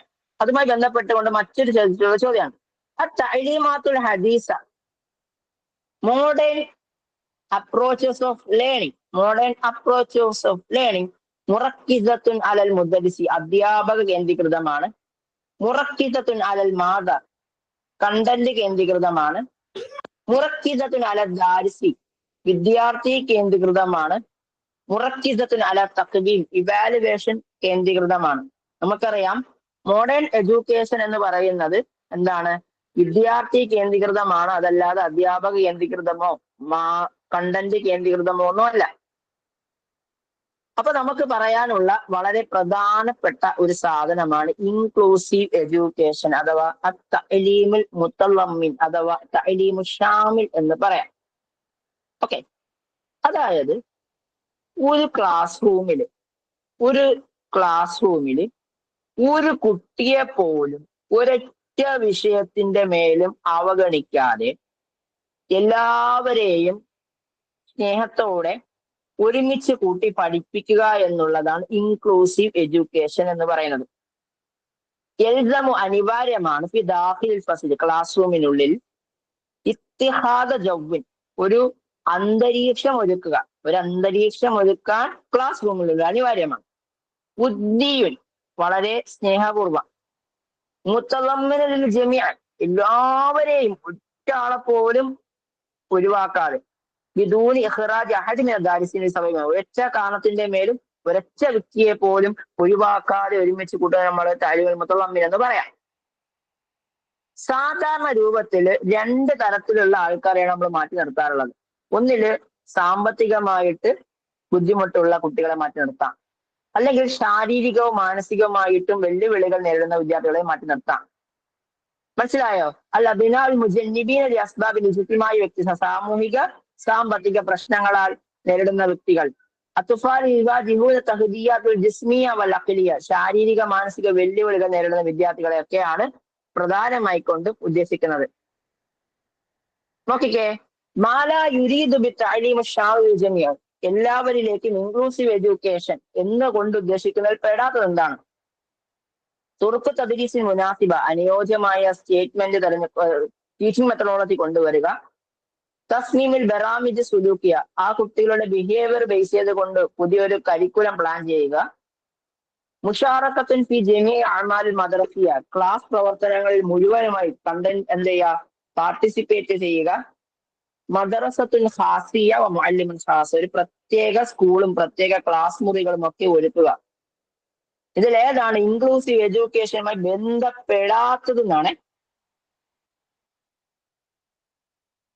ഒരു പ്രത്യേക ക്ലാസ് മുറിയുടെ ആവശ്യമുണ്ടോ ഇൻക്ലൂസീവ് ചെയ്ത് പഠിപ്പിക്കാന്? പാവപ്പെട്ടവരെ പഠിപ്പിക്കാൻ വേറെ ക്ലാസ് റൂം, പണക്കാരെ പഠിപ്പിക്കാൻ വേറെ ക്ലാസ് റൂം മതിയോ? കൈവയ്യാത്തവനെ പഠിപ്പിക്കാനും കൈകൊണ്ട് ഓടുന്നവനെ പഠിപ്പിക്കാനും രണ്ട് ക്ലാസ് റൂം വേണോ? വേണ്ട. ഒറ്റ ക്ലാസ് റൂം മതി. നമ്മുടെ മനസ്സ് മാത്രം എന്താക്കിയാൽ മതി, വളരെ വിശാലമാക്കി കൊടുത്താൽ മതി. ഓക്കെ. ഇനി മറ്റൊരു പ്രധാനപ്പെട്ട ഒരു സാധനം ഉണ്ട്, ഇത് പറയാൻ കുറെ ഉണ്ട്, എങ്കിലും ഞാൻ ജസ്റ്റ് ഒരു ക്വസ്റ്റ്യനിൽ മാത്രം ഒതുക്കാണ്. ഖാനൂന് ഹഖ്ഖു തിഫ്ലി ഫിൽ ഹുസൂൽ അലാ തഅലീമിൽ മജാനി വ ഇൽസാമി അതായത് ഫ്രീ ആൻഡ് കമ്പൾസറി എഡ്യൂക്കേഷൻ എന്ന സാധനം ഉണ്ട്. ഫ്രീ ആൻഡ് കമ്പൾസറി എഡ്യൂക്കേഷൻ അത് ഏത് വർഷത്തിലാണ് നടപ്പിലാക്കപ്പെടുന്നത്? റൈറ്റ് ടു എഡ്യൂക്കേഷൻ ആക്ട് എന്ന് അതിനെ പറയാം. റൈറ്റ് ടു എഡ്യൂക്കേഷന്റെ ആക്ട് റിലേറ്റഡ് ആയിട്ടാണ് സാധനം വരുന്നത്. നമ്മൾ ക്ലാസ്സിൽ മുമ്പ് ഡിസ്കസ് ചെയ്ത വിഷയമാണ്. അപ്പോൾ അത് ഏത് വർഷത്തിലാണ് നിർബന്ധം പെടുന്നത്? 2019 2005 2009 2015 എന്നാണ് ചോദ്യം. 2009 ഓക്കെ, 2009 റൈറ്റ് കാനൂന് ഹഖ്ഖു തർബവിയ എന്ന് പറഞ്ഞൊരു സംഭവം വരുന്നുണ്ട്. കാനൂന് ഹഖ്ഖു തർബവിയ അതായത് റൈറ്റ് ടു എഡ്യൂക്കേഷൻ ആക്ട്. അത് ബേസ് ചെയ്തുകൊണ്ട് ഇന്ത്യയിലുള്ള 1 മുതൽ 8ാം ക്ലാസ് വരെ 14 വയസ്സ് വരെയുള്ള 14 വയസ്സ് വരെയുള്ള എല്ലാ വിദ്യാർത്ഥികളും സൗജന്യവും നിർബന്ധിതവുമായിട്ടുള്ള വിദ്യാഭ്യാസം നൽകണം എന്ന് വാദിച്ച ഒരു സംഭവമാണ് എന്ത്? കാനൂനുൽ ഹഖ്ഖു തിഫ്ൽ എന്ന് പറയാം. ഓക്കെ അല്ലേ? ഓക്കെ അല്ലേ?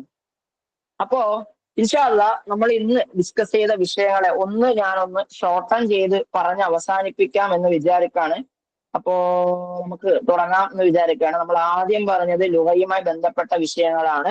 ലുഗ എന്ന് പറയുന്ന റസുവാത്തും താഴ്ബീരിയാണ് നമ്മൾ പറഞ്ഞു. മുസ്തസിലത്തിന്റെ സഖാഫത്തിൽ മനുഷ്യൻ സാംസ്കാരികവുമായി ബന്ധപ്പെട്ടതാണെന്ന് നമ്മൾ പറഞ്ഞു.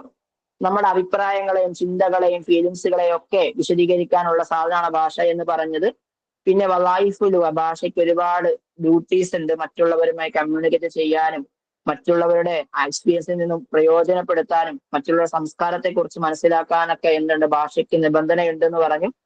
ഫോണറ്റിക്സ് എന്ന് വെച്ചാൽ ശബ്ദങ്ങളെ കുറിച്ചിട്ടുള്ള പഠനമാണ്. ഫോണീംസ് സിൻറ്റാക്സ് എന്ന് വെച്ച് കഴിഞ്ഞാൽ ഘടനയെ കുറിച്ചിട്ടാണ്. ഓക്കെ, അഥവാ നെഹ്റുവാണ്.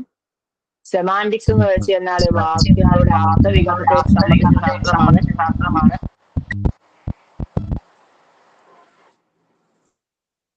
പിന്നെ അതുപോലെ തന്നെ ഇൽമു സർഫ് അഥവാ മോർഫോളജി അഥവാ തർത്തീബുൽ കലിമാത്ത്. ഓക്കെ, കാര്യങ്ങളെ വേർഡ് ഫോർമേഷന്റെ റിലേറ്റഡ് ആയിട്ടുള്ള സംഭവമാണ്. പിന്നെ ലാംഗ്വേജ് അക്വിസിഷൻ ഡിവൈസ് കൊണ്ടുവന്നത് നോം ചോംസ്കി ആണ്. പിന്നെ അതുപോലെ തന്നെ നമ്മൾ പറഞ്ഞ ഒരു സംഭവമാണെന്ത്, ലാംഗ്വേജ് സ്കില്ലുകൾ, reading, listening, speaking, reading and writing. പിന്നെ അതിന്റെ മഹാറാത്ത് ഇസ്തിക്ബാലിയ, റിസീവിങ് സ്കില്ലുകളും റെസ്പോണ്ടിങ് സ്കില്ലുകളും നമ്മൾ പറഞ്ഞു. മഹാറാത്ത് ഇസ്തിക്ബാലിയ എന്ന് വെച്ചാൽ റിസീവിങ് സ്കില്ലുകളാണ്. ഇസ്തിമാൽ, ഖിറാഅത്ത് രണ്ടും അതിൽ വരുന്നുണ്ട്. റെസ്പോണ്ടിങ് സ്കില്ലുകൾ കൊണ്ട് ഉദ്ദേശിക്കുന്നത് തഹദ്ദുസും കിതാബത്തുമാണ്. പിന്നെ മടി, ക്ഷമയില്ലായ്മ, ഒച്ചപ്പാടുണ്ടാക്കുക എന്നുള്ളതൊക്കെ എന്താണ്, ഇസ്തിമാലിന്റെ കഴിവുകേടുകളാണ്. പിന്നെ സ്കില്ലുകളിൽ പെട്ടതാണ്, സംസാരത്തിന്റെ സ്കില്ലുകളിൽ പെട്ടതാണ് നല്ല ശബ്ദവും നല്ല വ്യക്തതയൊക്കെ.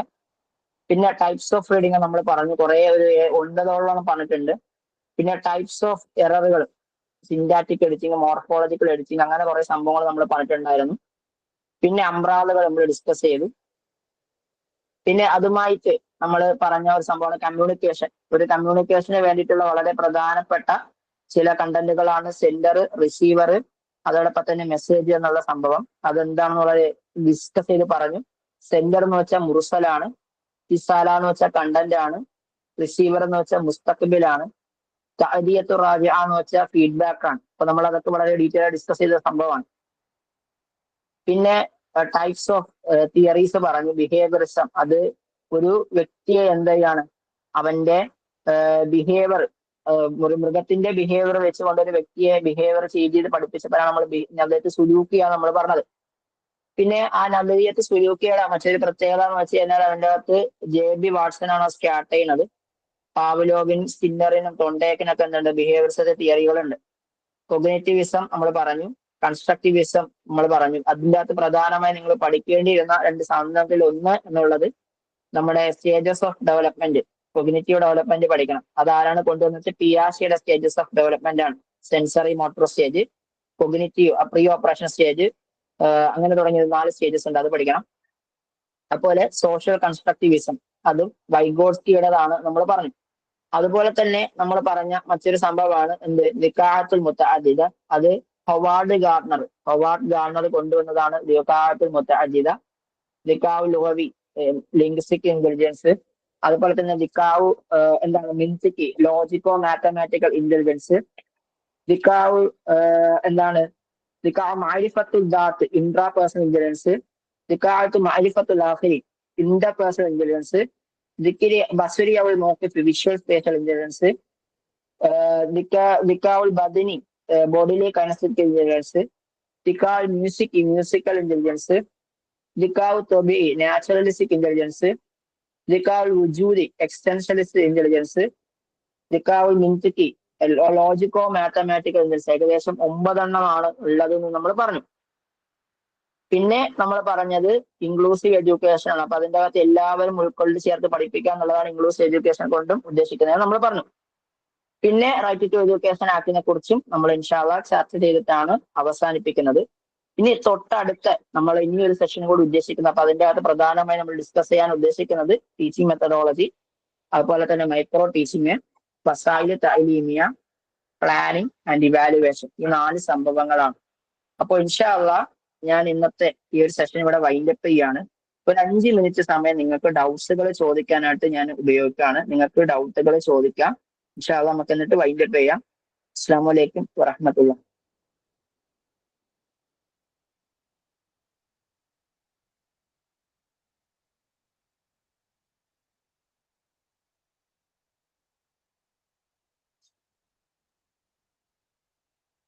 സോനി, സിക്കാവുൽ ജസദി, സിക്കാവുൽ ബദനി, അക്കലി ഒന്നാണോ? ദിക്കാവുൽ ജസദി എന്ന് വെച്ചാൽ ബോഡിയിലെ കൈനസ്തെറ്റിക് ആണ്. ബദലി ഉദലി എന്നും അതിനെ പറയാറുണ്ട്. പല പേരിലാണ് അത് പറയാറുള്ളത്. ബദനിൽ അക്കലി എന്ന് പറയുന്നത് കൈനസ്തെറ്റിക് അല്ല? തന്നെ അത് തന്നെ.